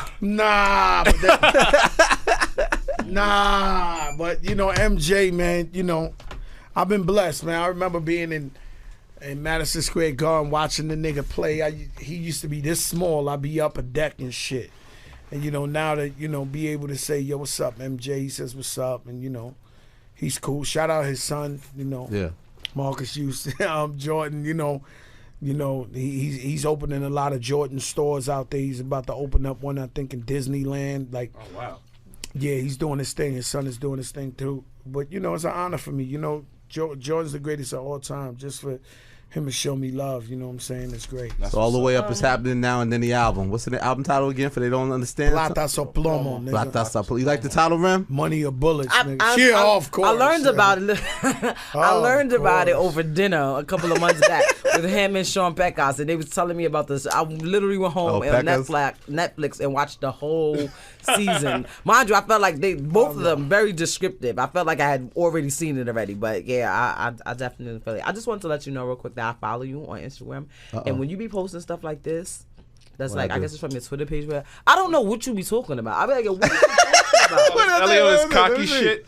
Like that one is that one's kind of descriptive. That one just says Frank Ocean here, but he's at the show. Doing like little because they tried to have him on the low. Because some people that follow me on Twitter, they don't follow. They're not on Insta. People on Frank Ocean aren't on Twitter. He was at the Future show. They snuck him in. So I was just saying he was in the building. So what did it say? Oh, here? Yeah, that's what I said in here. I meant in the show in New York. Like the show. Like some of them you understand, but then he'll just be like just random. So I'll be like, what is he talking about? I'm sorry, Rem. I be so I'll do better. Yo, Joe, can you sign my book? Oh shit! With the ice cream cone. Yeah. You guys are the best, man. This is long. You know, this is the longest one ever, right? It had to be. And Joe, where can I go with? He's making me hold it, man. When can I put this up? He's making me hold it. When can I go with? Put it up Thursday. Thursday morning? Thursday's clear. Thursday morning. Thursday morning. The top of Thursday morning course, and I can't go in tomorrow. We do breakfast. We got Breakfast Club, Angie Marr. They got to live out here. Your man Ebro called me today talking some crazy shit. That sounds about right. Go out here. I blew up. That's what you got. When New York was mad at you because you made that dirty South. Oh yeah, I got that one. Can we do that one more? That is one my more thing. G, Can we address that? I made you hot, my G. No, because you don't know. I'll tell you what it is. I said, yo, Ebro, man, calm the fuck down. No. I'll tell you. Can we do this one part when we leave? We don't have to use this part. Okay. It's because of the Joe thing. He started this thing with 50, that 50 destroyed New York hip-hop because everybody went against each other. The other theory is that New York lost its way because of Lean Back, because you changed the sound. You embrace Southern rap, you embrace other sounds. Make It Rain? All your records, yeah. Lean Back was the beginning because that's not a traditional New York sound. Then you made Make It Rain. So you have 50 and Fat Joe making these big records in New York. affiliated with artists not from New York, and then that changed the course of New York radio. Well, So, you tell that's Ebro. That's Ebro's whole argument is that 50 called him out at it again recently. So that's why he's trying to now get credit for like that. That's where his mind's at. That he. I don't know what the fuck Ebro talking about, my nigga. My G, I was there. Yeah, I don't know what he talking about. Nigga, 50 Cent need to grab that nigga and shave his beard off. He wants to, shit yeah. like that. I disagree. I think personally, from like watching it, like as it declines, I feel like we had other people that weren't from here come to New York and be in New York radio and in positions of power, and they were pretty much playing and gravitating towards music that they would listen to where they were from. Yeah. And it got to the point where these other places, they were always supporting their own artists. They were always supporting their own music. So they didn't change anything. They stuck with their game plan that they've been doing. New York started wanting to do, New York artists. They changed and they started, and it wasn't because. So you siding with 50 Cent? What? If that's what he said, then yes, because that's what I feel like happened. A lot of it was to the point that if you was a New York artist, just because you didn't even have to sound like now, it's to the point like you have people like the kid, what's his name, Designer with the Panda record, or you got a Bobby Shmurda that put out, the hot nigga record, or you got the Millie Rocket that's from Brooklyn, or you got Fetty Wap who's from Jersey. Like they have to change their sound in order for them to it's crazy that people say like New York record and the upper Northeast but we have a lot of big records that's out that's right now that they're winning, but they don't sound like New York artists because we had to evolve, and I feel like it's a good thing. Like when y'all hear our records, it don't sound. It's not gonna sound like FloJo when you listen to our records. Like you got heat for that because you embraced it early to embrace the South. What happened with do the Rockaway? Even saying that. What happened with me was I was on a tour for I think it was Bud Light or some shit, and it was a 20-city tour, and it was like every town I went to, it was the #1 basketball player. It would be Vince Carter in Toronto. It'd be Melo in New York. It'd be in Denver. It'd be this like the nicest nigga everywhere, and Fat Joe hosting the party. Right. Every night I was sitting there. It was my job. They paid me to sit there, not to perform, just to hang out. Right.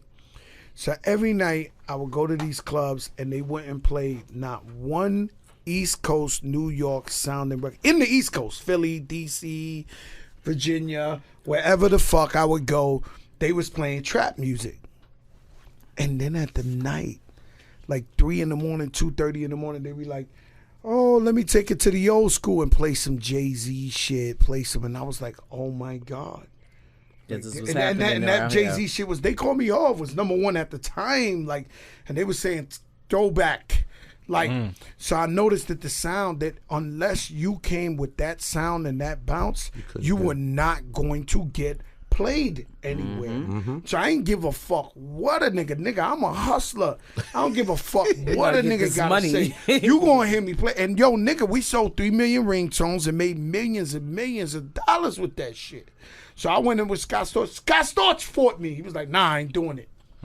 You ain't rapping in no trap shit. You ain't rapping in no bounce. Fuck that. You New York. This is the shit you supposed to do. I said, my nigga, we doing this. That's not cutting the check. And we made Make It Rain, and the shit went #3 in America, independent. I've been independent for 12 years. Independent for real. No white guys behind door #1. That's so stupid. Because all these little niggas be lying now. Yo, I'm independent. When you look at this shit, yeah, Atlantic. Yo, I'm independent. Yeah, Warner Brothers. Like, get the fuck out of here, my nigga. I'm talking about independent, nigga. Independent, like, I went to the bank and I took out a deposit. Yeah, exactly, nigga. It hurts. Like, I'm you not know, gonna we lie. It still independent, kills me my when I be nigga. like, Right. oh my God, I want my artist budget back. Nah. So much better when you don't see it coming out your money Rob immediately. you. But not for nothing. They rob you. When it comes back around, when you see you put in your own work and you see how it comes back, it's a wonderful thing. And you have full control. And you can say, all right, I put my money here, I put my money there, I put my money there, and this is what happened. You like Joe said, like when I looked and I asked for the printout of all the money that was spent and that I was recouped for me, I never even okayed some of these things. Like, moves too fast. But and that's what happened. But I personally think, as far as with the New York sound and New York artists, it was a lot of people that wasn't from New York coming in, and they was like pretty much rocking with stuff that they would listen to in their region, and we like got faded out.